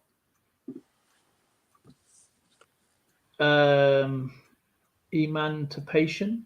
Emancipation, yeah. Emancipation of Russia serfs. What's that mean? Well, they were still under the ancient Middle Ages serf ideas. Serfs were basically belonged to the landowner. Right. Okay. And, they worked his land, and they were fed by him and taken care of him. But they owned nothing. They were serfs, so they were actually basically like slaves to the landowner. You said that, didn't you? Yeah, I mean, they a lot of them were given little hovels to live in and whatnot, and they grew enough for their own selves, and but they primarily raised crops and livestock for the landowners. Got rid of the serfs. Wow. Kamakin has fast herds of horses. Do you want me to read that one out as well? Unless you want me to. I don't mind reading that out. We'll have a go ahead. The Kamakin had vast herds of horses and cattle and dug the first irrigation ditch in the Yakima Valley. After signing the 1855 treaty under the great emotional stress, he later maintained he had been deceived. Is that right? Yeah.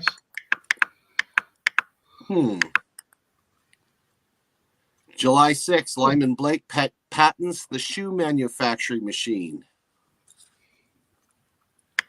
That's a step in the right direction, I guess. Oh, shot. Minnesota became we've had that one, I think. Yeah, 32nd state.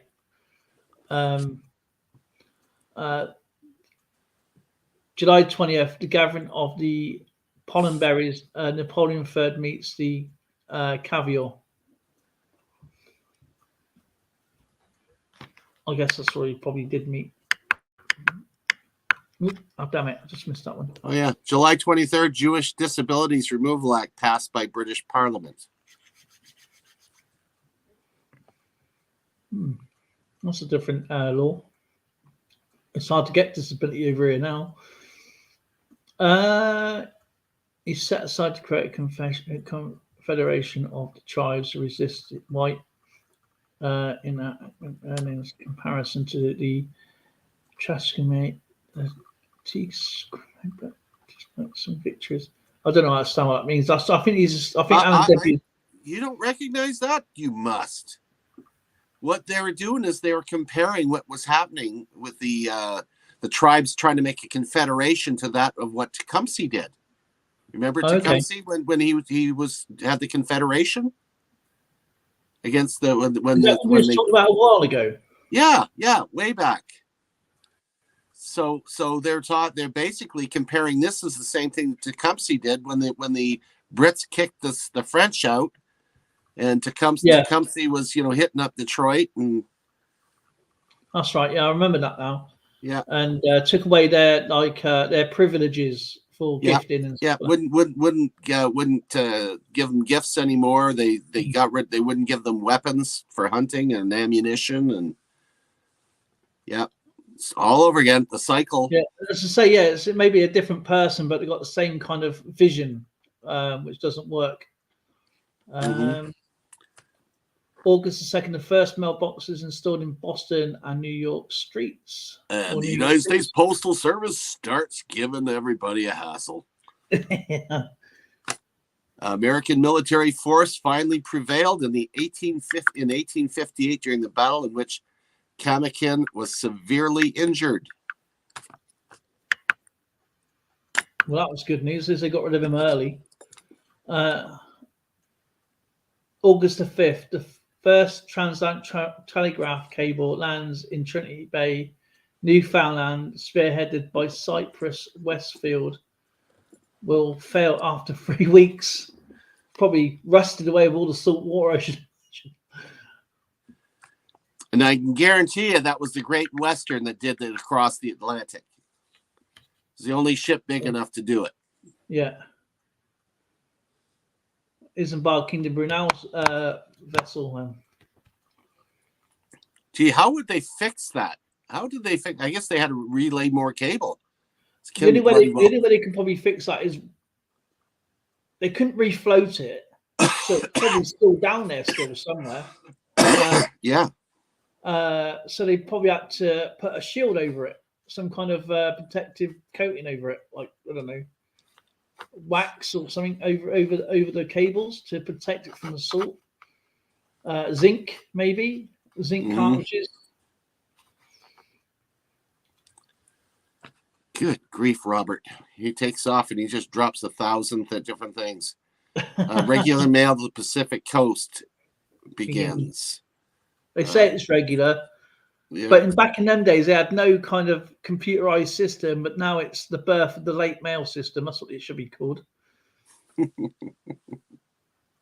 He fled to Montana and lived as an outcast, eventually returned to the camps in the Palouse River and Rock Lake in eastern Washington. He refused to return to the Yakima reservations.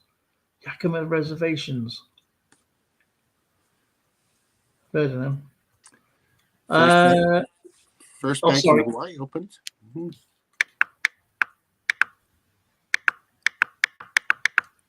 Yeah, they call that the first bank of Hawaii now, don't they? August the 21st, Lincoln Douglas debate in Illinois. Lincoln versus Douglas. That was huge.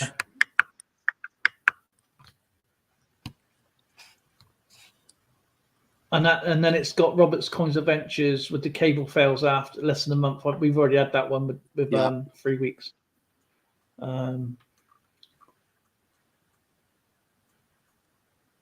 He must be working. It's time to go home, so he must be getting back home from work then. Wow. We managed to get through 1858.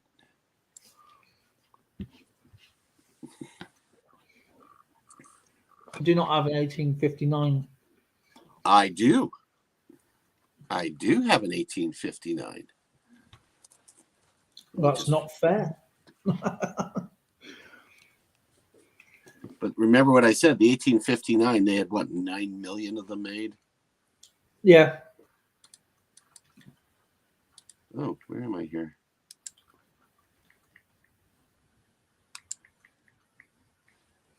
Okay. Hello. Everything's gone blank on me here. What's going on?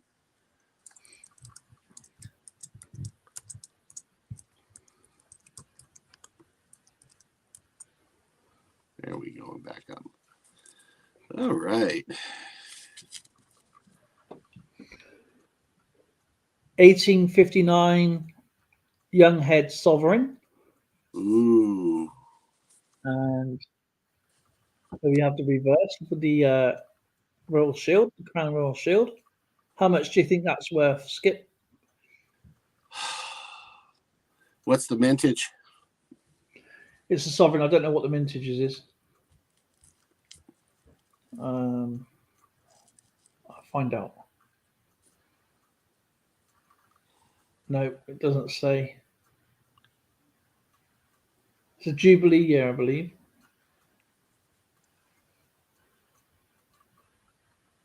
That's what it says. I can't see it being. It can't be a Jubilee year. Yeah, I couldn't even guess. I wouldn't know how much is it worth. £730, more or less. Wow.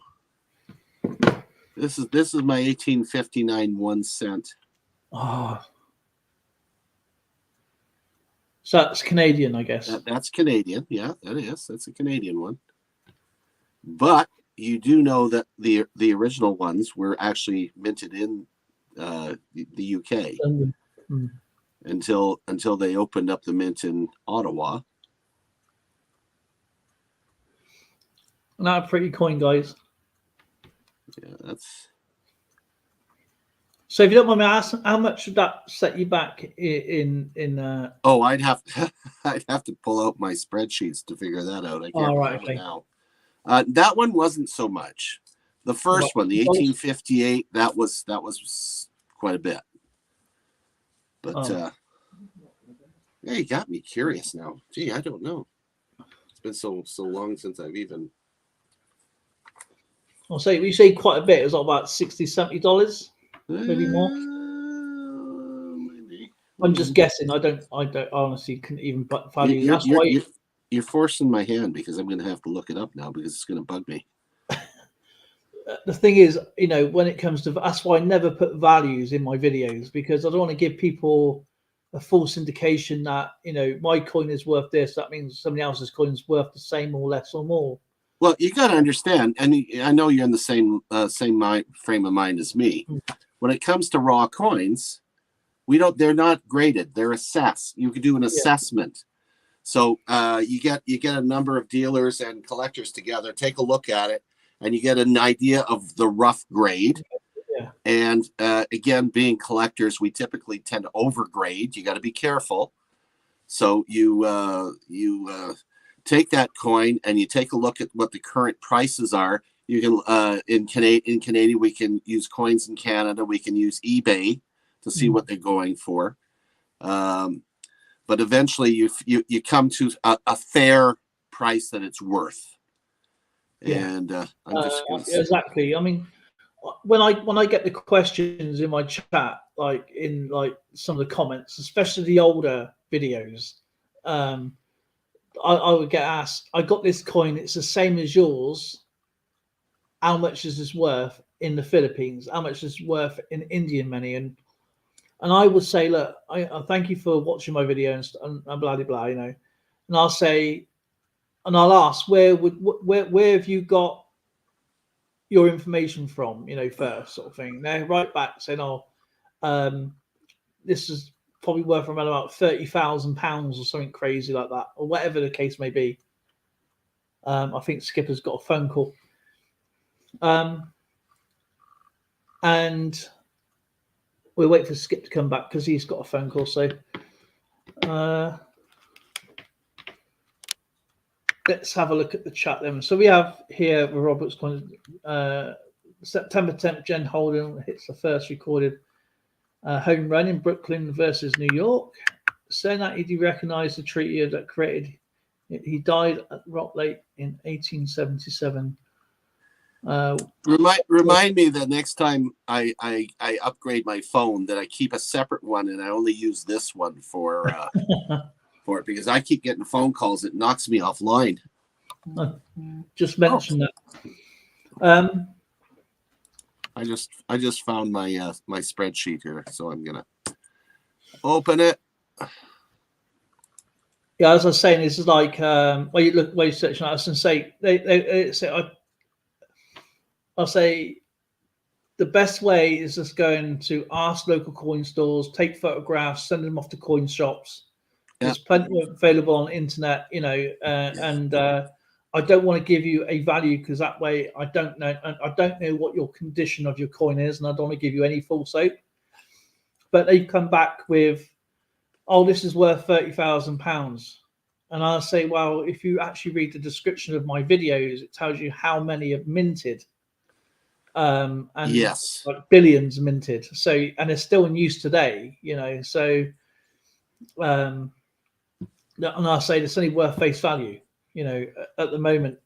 In my perspective, I can't give you a grade, and I'll be honest with you, I don't. It won't be life changing values, put it that way. I'd be as honest as I possibly can. I will not give a grade out or anybody like that because I'm not a grader. You know, I'm a collector, and Yep.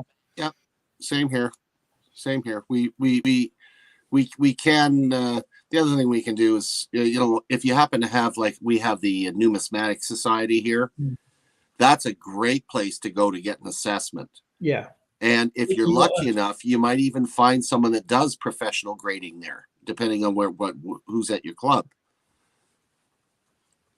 Because if you put 10 people into 10 different cubicles of the same coin, and they say, "Oh, this is worth, say, £5," another one might say £5.50, £4, £6. On average, okay, it's worth £5. Because 10 people's come at different grades and say, and they all can't be wrong. They may have some idea, it may be a bit of a bad, but that's going to be an idea where your starting point is, and whatever you get above that is a bonus. But I enjoy helping people when I get the questions. I reply to absolutely. I've had to reply to a lot of messages over the last few days. I do too, and it's so common, especially the new collectors.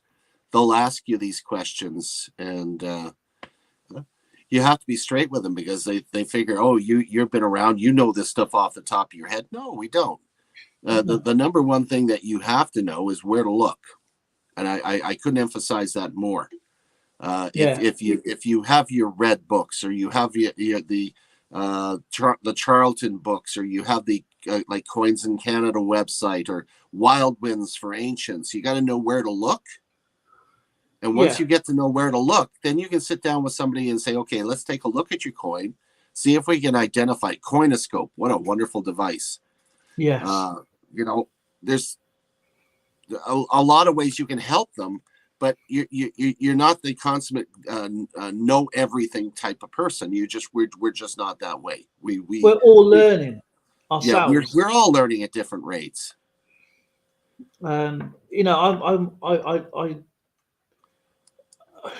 As I said before, there's one channel there that blows out information out of his top of his head. And from Russia.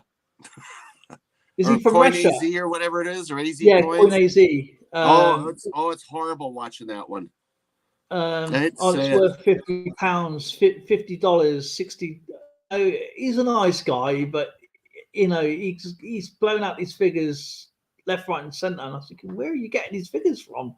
I know. But I can't go into his channel. He's banned me from his channel, so I can't go into his channel. Oh, has he?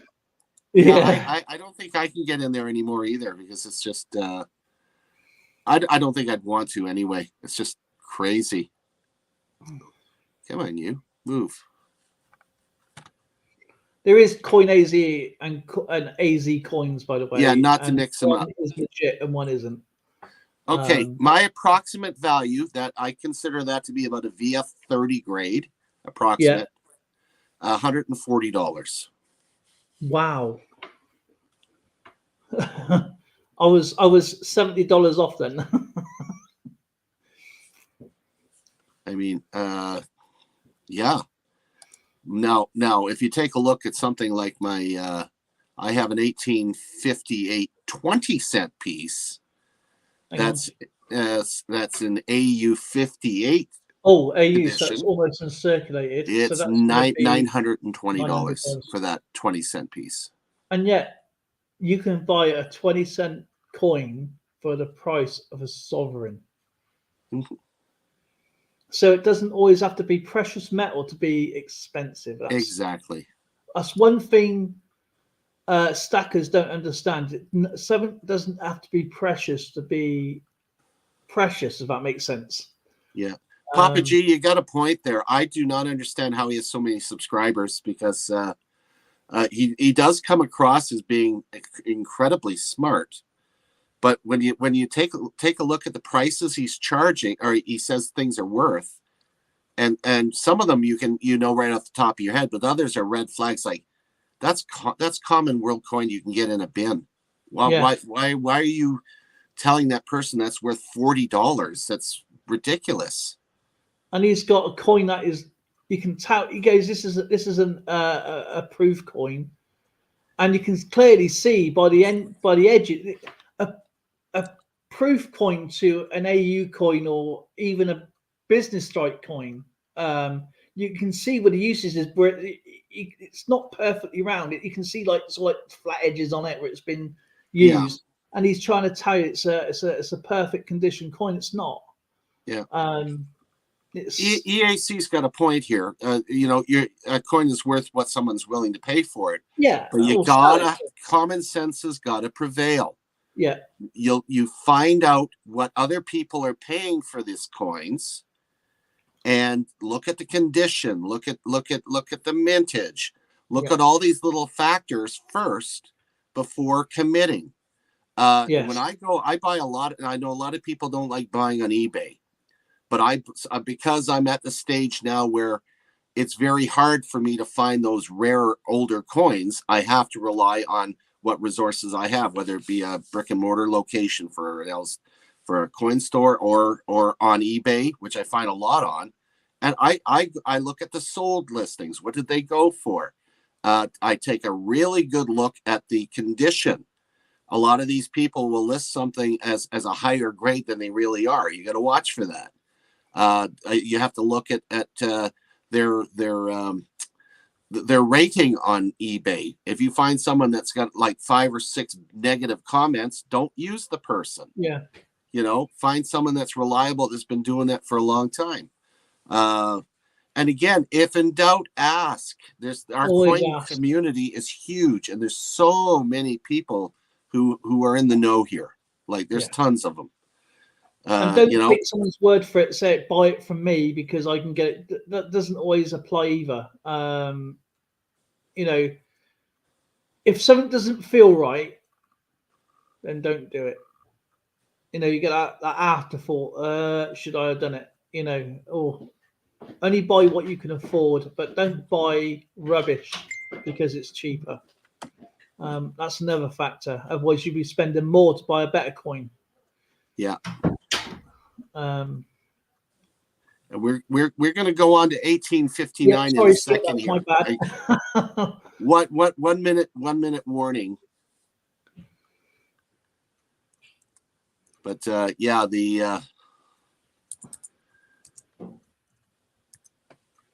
there's no excuse. If you want to find some rarer coins, look around.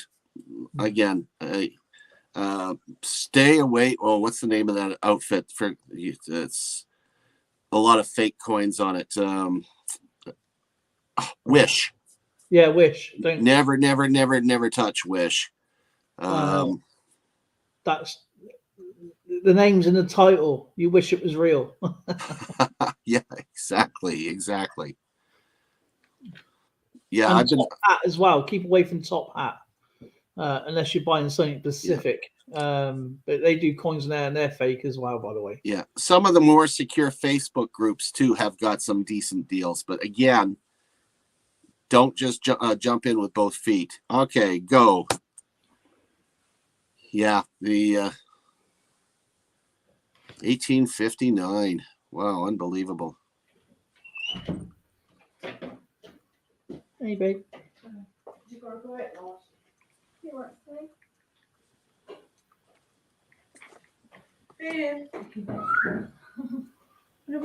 Mind you, having this little bit of a chat for a few minutes because people lock and load for their for their history. Oh, absolutely! By all means, they can do their thing. But yeah, I think a lot of people when they get into the coin collecting, it's such a diverse hobby, and there's so much to learn. They tend to be overwhelmed, and they're just grasping at straws to get the information they can. I think that's what happened with Alex. He jumped in head first, and he got overwhelmed, and overwhelmed, and it was so much going on, you know. I mean, he's bought some amazing stuff, but he's overpaid for a few. He knows he's overpaid for a few things, but that's just part and parcel of it. We actually, and I know it's a nasty habit we have, but some of the auctions we go on, and we'll watch the auction, and we'll bring up the sheets, whether it be the red book or the gray sheets, or we'll pick up stuff online to take a look at different sites, what the values are, just to see how much people are overpaying for some of this stuff. Not all the auction sites are bad. No. And again, it's what you're willing to pay for the things, but it's like being in the bleachers at a poker game or at a pool game, and you're going, no, you're that's the wrong move, or you change the angle, don't do it. And we're sitting there, and we get into, like, use Discord, and we'll chat there with the 8 or 10 of us, and we're like, no, don't buy it. No, that's too much, you know. I understand people want to make money, but there's a point to where you're supporting a friend or supporting a channel, and then you've overpaid for something, and it's sod's law that you go out and you find something that is like half the price and it's the same coin or a better grade coin. The only thing I do not agree with, and I'll be honest with everybody, is when they've got it in a coin flip and the guy is saying, or the girl, whoever it is, will go, it's an MS 62, 63, 64 grade. That's the only gripe I really have with the auctions.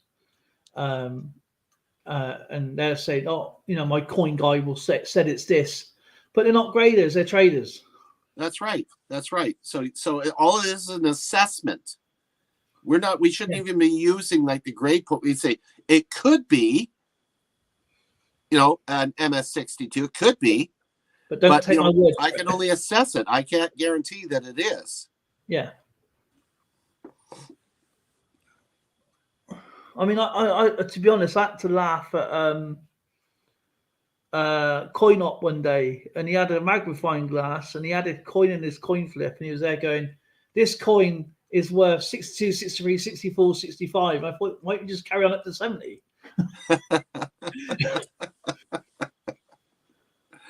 Oh, I know. Oh my goodness. He's all right, old Rob. It's just that particular. I think he just got a bit carried away with the auction because he goes really quickly. But yeah, it's a funny old man. I noticed Robert's back. I thought he left. he was going home, so he was obviously leaving work and then getting back from work. So he make up for lost time now. Yeah, I caught him on the Christopher Collects Discord here earlier. They got a group of the guys that chit chat there. We got to start doing that on yours too. Yeah, I mean, it's hard to get involved with the some of the British lads. That's because there's so many. First off, I mean, you spread yourself thin with all the different YouTube channels. I mean, we try to visit them all. Stop. Oh, I visit as many. I guarantee you, I watch loads. I watch so many people. You and me both. Yeah, I'm in the streams, physically as I possibly can. As I said, I always watch from start, and I'll give anybody a Pepsi challenge for a video. You know what I mean? And I'll comment if it's really, really interesting. I would watch it. The only time I've never watched all the videos, and I'll be honest, is when everybody bought a Cougaran, and I watched 6 videos on a Cougaran. I thought it's the same video. Everybody had one, and the American Eagles when they came out, the 2018, 19, 20, everybody bought one. And they was all doing the same video, and it's to a point. How many peace dollars and Morgans have you got to watch? before you think, well, I've already seen it on 6 other channels. And it's, I know it sounds a bit unfair, but sort of know there's 275,000 made and bought it for this much and sold it for this much. You bought 2, fair enough. But yeah, it's funny. I enjoy it anyway. Mm-hmm. Robert says he thought he'd give it one more year. Just one more year, one more round, one more year. So we're starting off with Papa Giorgio. He says in 1859, a massive solar flare spewed electrified gas and subatomic particles towards Earth, wreaking havoc on telegraph networks. That sounds pretty high tech to me. The beginning. I lost chat for some reason. Give me a second to catch up. It's okay. Let me know when you're there. EAC says 1859, my great-great-grandfather, mom's side, Hiram Shirk was born. And the Indian head cent was introduced, replacing the flying eagle, which did not strike well. Technically not an Indian, but Lady Liberty wearing an Indian headdress. I did not know that. Yeah, I in some of my Indian pennies, I said Lady Liberty wearing the traditional headpiece, the headpiece, with the band of Liberty in it. Designed by James Barton Longacre. Ooh, aren't you smart? No. It's just, Robert's Coin Adventures, January 5th. First steamboat, the North Star, sails up northern Red River in America. There we go. 22nd, Johannes Barham's first. Johann Barham. Brahms. Johannes Barham's first piano concert in D minor premieres in Hanover. Okay. Sorry.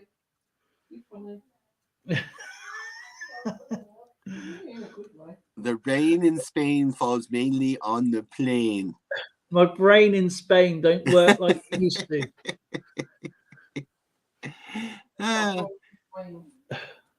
EAC. As the 1850s drew to a close, John Wilkes Booth was becoming wealthy as an actor, earning $20,000 a year. Today, about $576,000. Holy mackerel! Talk about buying power. Yeah.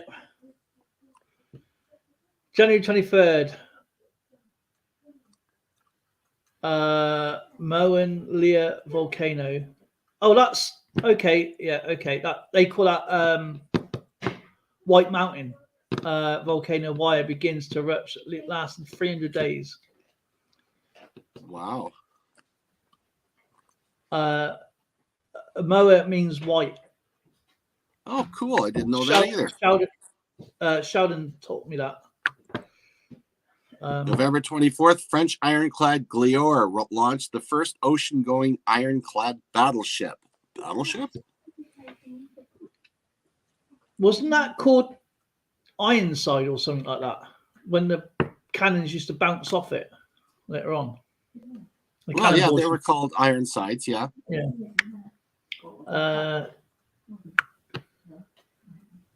Because the British had wooden ships, didn't they? Kind of sort of thing. Generate the political union in Moldova and Wallachia. Alexandru, or oh god, why am I giving this? Alexandru Lone Cruiser is elected as ruler. Okay, Alexandria, congratulations on your election, my friend. I love it. February 4th, one of the oldest known copies of the Bible, the Codex Sinaiticus, or the Sinai Bible, is seen in Egypt by Constantine von Tischendorf, who takes the manuscript home with him. Oh, wasn't he a nice guy? He stole it. Permanently.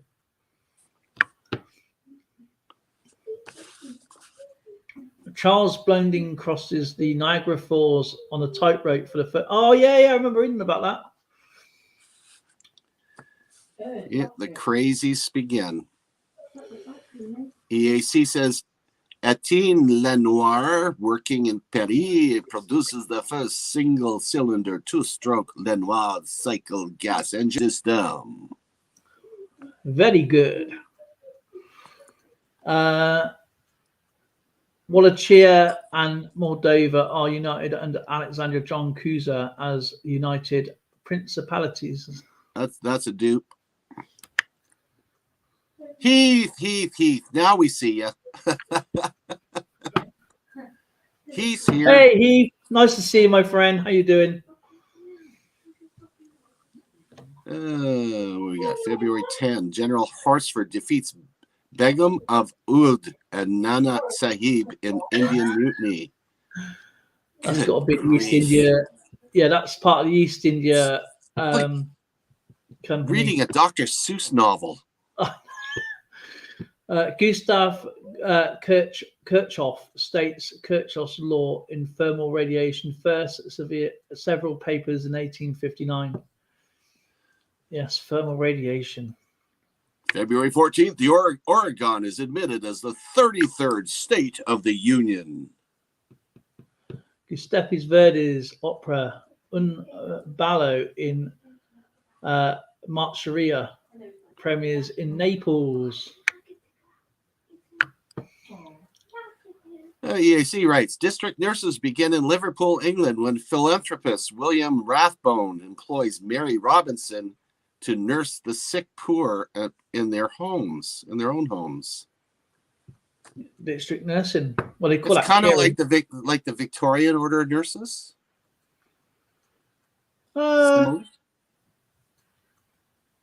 District nursing is Well, nurses are just in the community. Yeah, it's just the community nurses, as you would get it today. They would be like, they're not RGN registered or anything like that. They are RGN. Yeah. Oh, okay, all right, okay. They're just a nurse, but out in the pub, they go visit you in your own. We used to call them matrons years ago, though. No, yeah, that's right. I remember matrons. February 26th, Paul Murphy's chess match versus Augustus Mongredien begins. Murphy wins. I can't even pronounce that. Mongredien.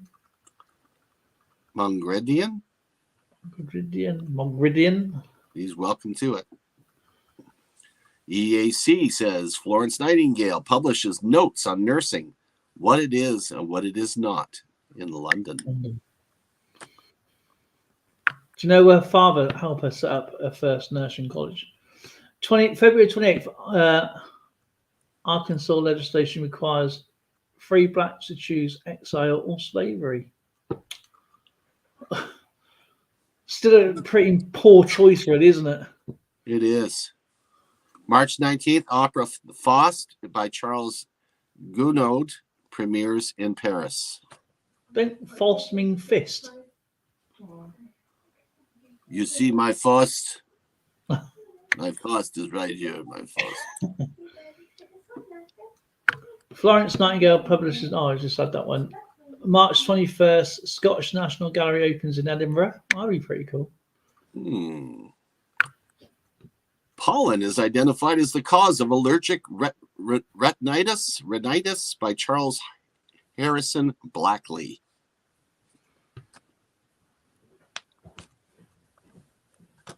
And you get antihistamines from that, don't you? Something like, or whatever it's called. April the 4th, opera Dianora is produced in Paris. Dianora, is that right? Dianora? Dianoa? It can't be Noah. March 13th. Her husband was...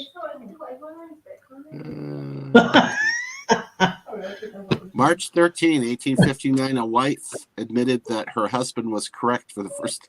Hey, that's bogus. That's bogus. March 13, 1859, a wife admitted that her husband was correct for the first time in 75 years. Way to go, Papa G. Stir the pot, man. March 13th, 1859.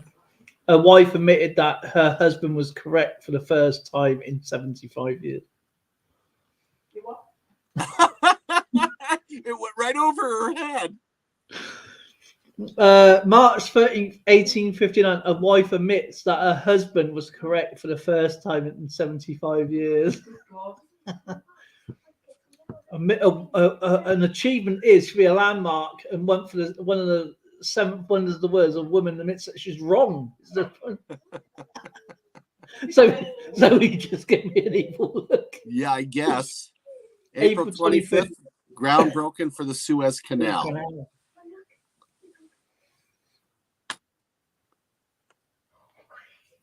I'm sorry, I don't trust most people's grades. Nope. You buy it if you want it, or you don't buy it. It's as simple as that. Heath got a gram of silver for $3. That's good. April 27th, Pomona sinks North Atlantic. Oh God, drowned all 400 aboard. Oh, Tale of Two Cities. Did you get the Royal Geographical Society of London's granted a royal charter by Queen Victoria? No. Okay, I did. I got this. Sorry. April 30th, Charles Dickens' A Tale of Two Cities is first published in literary periodical All the Year Round, weekly installments until November 26th.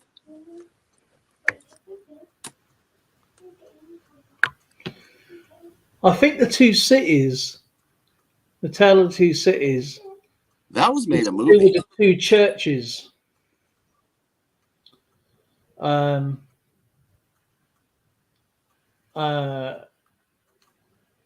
believe that is like the sentiment behind it.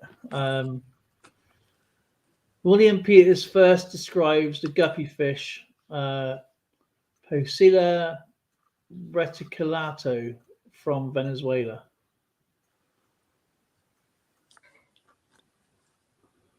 Posilla reticulato. Did you pronounce that all right, Skip? You know Latin. If that is the one I'm thinking of, the Posicilia reticulata, that is even though it's a guppy style fish, I think it's those long ones you have to watch out for, because they have a bad habit of inserting themselves into the urethra while you're swimming. That's not good. Swimming. No, it's not good. And they actually have videos of it on YouTube where they show the extraction. Is that the fish that swims at the urine if you wee in it? That's it. Not good. Just don't pee in the pool, guys. It's not good. L&W, the slabs aren't bad. It's just if you're going to get a slab coin, very quickly, a couple of things you look for. First off, upper tier grading companies only. There's a lot of bad ones out there. Stay away from them. NGC, PCGS, fine. Also, make sure it's a coin that's worth being graded. They're expensive, so make sure it's something that is a good quality coin that has a low mintage, that that's worth the grading. And that's all I can say about that. I'm not a big one on slab coins, but if I had a really valuable one, yeah, I would get it slabbed. And another thing, another little trick as well. If you're buying it from an auction, ask them to hold the barcode up against the screen and take the barcode reading, and it's automatic with NGC and PCGS, and that give you a proper grade. Exactly.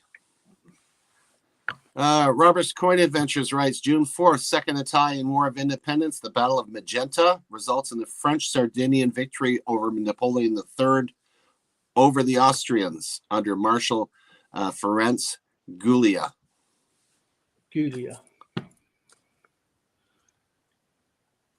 June 12th, Comstock silver lode in Nevada discovers the first major silver discovery in the US. Oh, wow.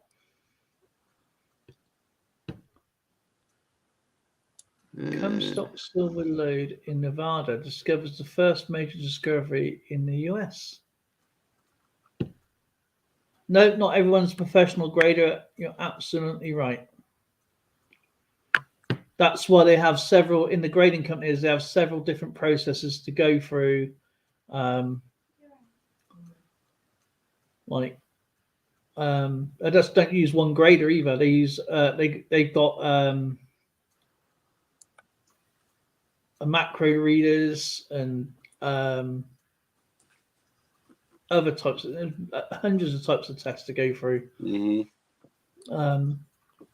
August 28th to September 2nd, the solar storm of 1859, the largest geomagnetic solar storm on record, causes the Northern Lights aurora to be visible as far south as Cuba and knocks out telegraph communications.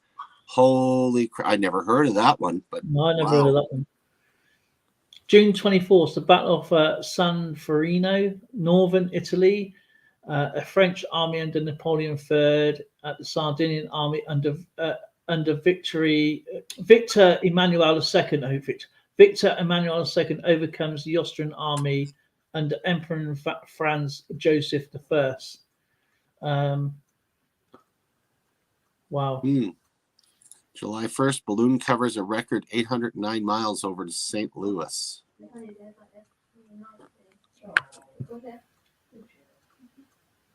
Roberts Coins Ventures. Apologies, I had to stop it though. Marian Albertwich Kowalski publishes the first usable method to deduce the rotation of the. Okay, yeah, I've heard of that. Yeah. Wow, guys, that was awesome. And so ends 1859 for today. Yeah, there's a couple here. Can I just? Yeah, go ahead. Captain N.C. Brooks discovers Midway Islands. That's from Robert Coinage Adventures. And July 8th, King Charles the 10th. Is that right? And it's always that 15th. And Carl the 4th seized the throne to Sweden and Norway. And attempting to explain the Mercury's solar orbit. French mathematician Urbain Le Verrier proposes the existence of the hypothetical planet Vulcan inside its orbit. Wrong, but actually there is actually a planet called Vulcan, and it's an exoplanet which actually is a part of our solar system. So you say. It discovered something like 32 new planets, but with really extensive orbits. You know, not just like they're really, really far out. Under the influence of Neptune and Jupiter, of course, with the sun. Friendly banter time, guys. We had some awesome stuff going on here. Of course, 26. Yeah, as you can see, 126, definitely first place. Robert, you kick butt. EAC, you're doing great with 54, and L&W snuck in there. Where are you? Try again. Got what? Where are you? There you are. 13. So how many is that then? That's 126 is 57. 127 is like 100. That's 210. Yeah, Papa G had 3 too. 213, 214.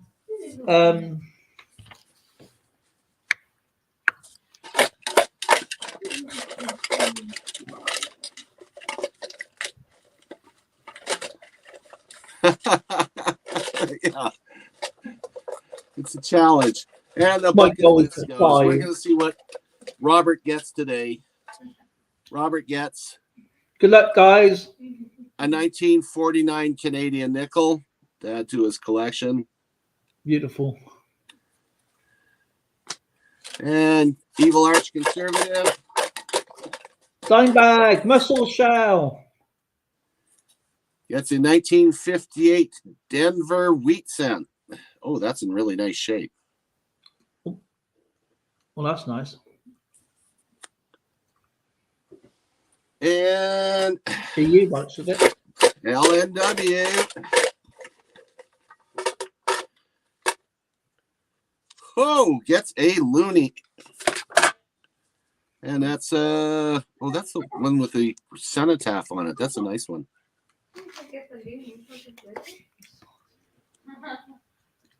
You just shouted out. Right. 1994, that one.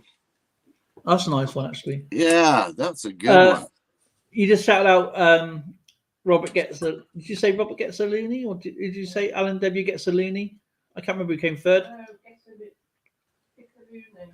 No, babe, he gets a loony. And there's two loonies on here. Plus, we're giving away a loony. Oh, did you see what I managed to get the other day? Dear Robert.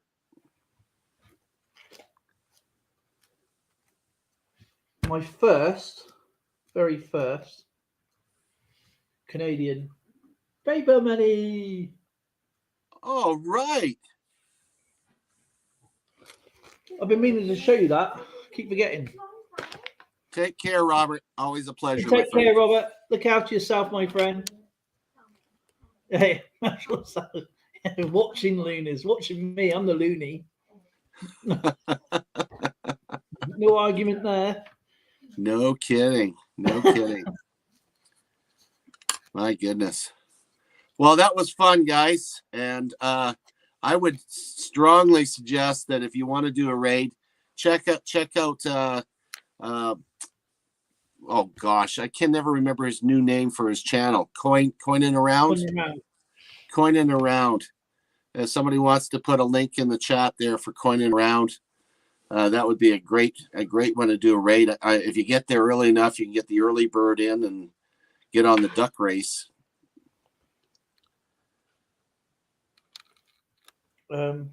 Yeah, it's you know what, that's what we love about it. Both Dale and I are big history nerds, and when it comes to this channel with the stuff that comes out, it's amazing. That is not a fake banknote. That is a real banknote. Can you imagine? Look at that, to Canadians, to this one. Teeny tiny. Babe, can you walk around with that? I've seen bigger postage stamps than that.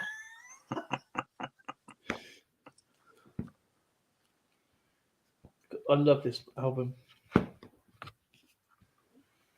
I'm looking forward to tomorrow. Get in. Me too. I mean, not tomorrow. Monday. Monday. Wait. Today's Wednesday. Thursday. You're doing Thursday, right? Yeah, I'll do Thursday if you want me to. I'd rather do Wall Street. I make less mistakes. No,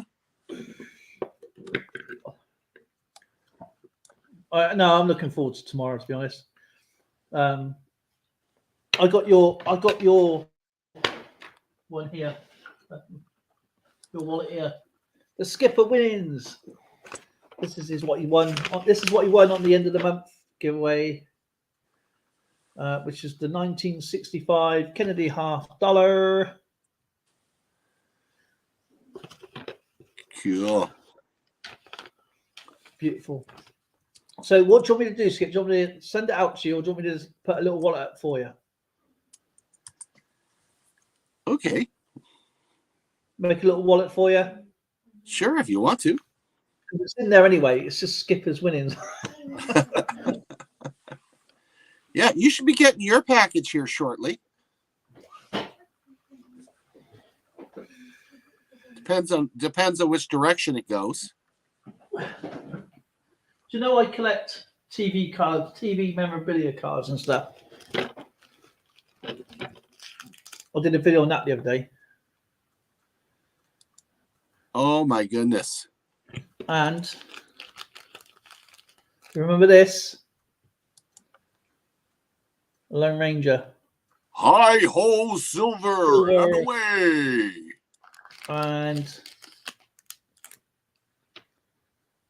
Gunsmoke. Still got the gum inside it.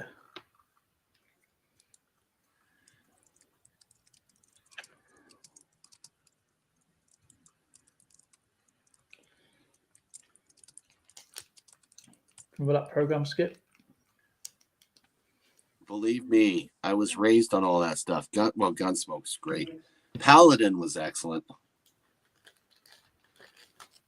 Oh, that's one The of my favorites. The Rifleman was excellent. Yeah.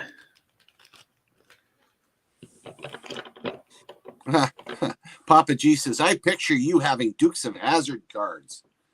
I'm trying to get some, but they're quite expensive. I obviously have to shop around, and that's what I do. It's like anything, any type of collection. All I have is Star Trek cards. I will get some stuff, as I said, because they're like sort out the older ones. Like I'm talking about before Captain Kirk.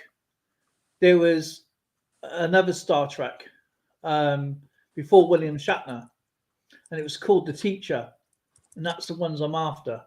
But they're really, really expensive. The Superman cards are quite expensive because this sort of collection is picking up. It's picking up speed at the moment.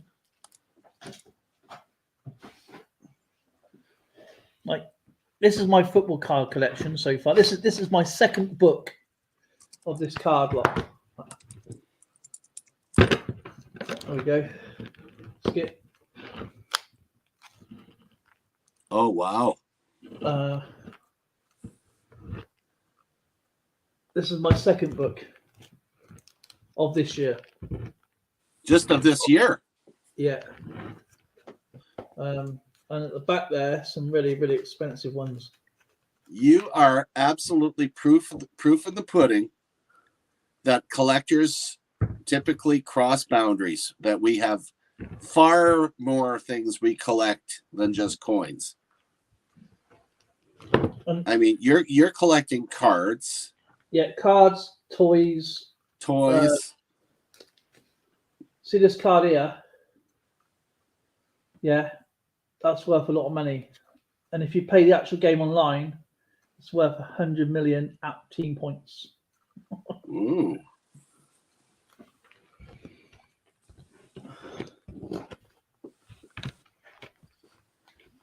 Yeah, I have a book sitting in storage that's got not only all the Star Trek cards from the old and new generation, but also Tracy and I used to go to the creation conventions, the Star Trek conventions.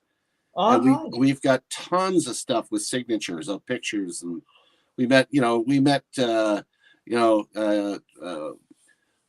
James Doohan, and I've got a picture of me with William Shatner and Marina Sirtis, and oh my goodness, Nichelle Nichols. Oh, Nichelle Nichols. That was a disaster because Tracy was new to the game of going to conventions. I got front row seats. I got to tell you this one because it was, she's got an English personality, she's English sense of humor, and I have to watch myself because I can almost shrivel up and die sometimes because it's shocking. We're watching. She doesn't know her from Adam. She never watched Star Trek, but I dragged out to a Star Trek convention, and Nichelle Nichols at the time was wearing a mini skirt with this heavy wool sweater and massively endowed. I'm talking like, holy, what are you on? Wow, I don't remember you being that big. And she did her thing about meeting Martin Luther King and the whole 9 yards. Then she started to sing and dance around, but the way she danced, it looked like she had to go to the bathroom. I gotta go pee, freaking like this. And her singing wasn't that great. And Tracy sat next to me, and she's starting to slump in her chair. And she's like, oh, bro. And she's moaning. She's like, oh, my God. Can you believe it? And, of course, we're right up front. Nichelle Nichols can hear her. And Nichelle Nichols lost her place in her song. And, boy, was she pissed. And then had to start over again to sing. Well, when we got when we got in line for the autographs, I've never seen such an evil sneer in my life when she looked at Tracy. It was funny. What's this? EAC says, LNW, I discovered a great grandfather committed suicide as a result of this chat. It happens. I wait until I get to 1909. I had talk about falling out of the gene pool. I had a family member that was working the railroad out of the town of Essex, and they were hauling they were hauling not TNT, they're hauling the liquid nitroglycerin, and it leaked on the track. And the train rolled over it, and the train blew up, and it blew up the train station. And everything was passing, and the way they wrote up the article was they said his name, and they found bits and pieces of him in a tree. I'm like, oh,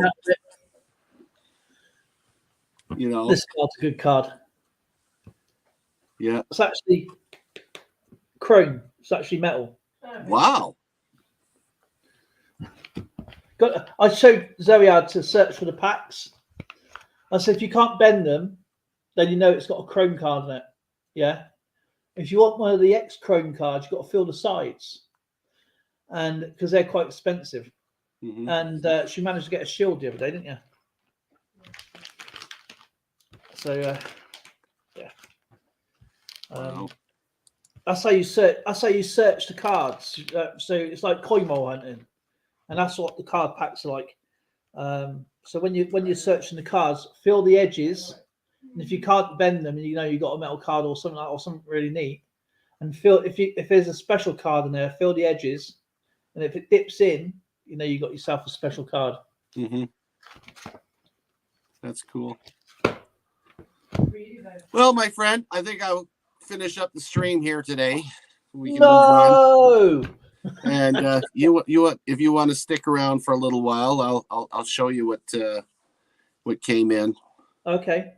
And that way I can find out why everybody's trying to call me during my live stream.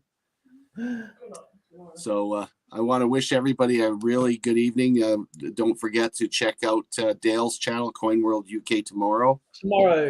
And we'll be back as usual, playing the battle chat, which is lots of fun. Searching for my cards now. Thank you. No.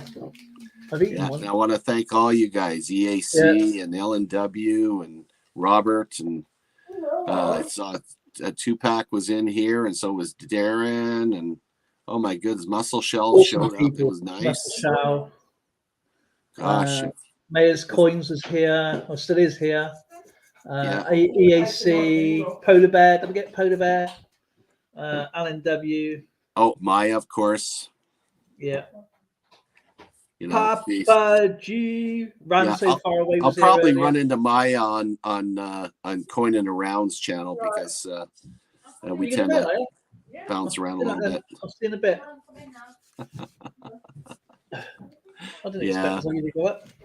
So, you guys want to do it? I think I put the link in. There's the link for Tupac. Here you go, right there. Boom, boom, boom. There you go. Check them out for a raid if you like. And in the meantime, Dale, my friend, thank you for your help. Everybody, have a great evening. And we'll catch you all later. Take care, everybody. And congratulations.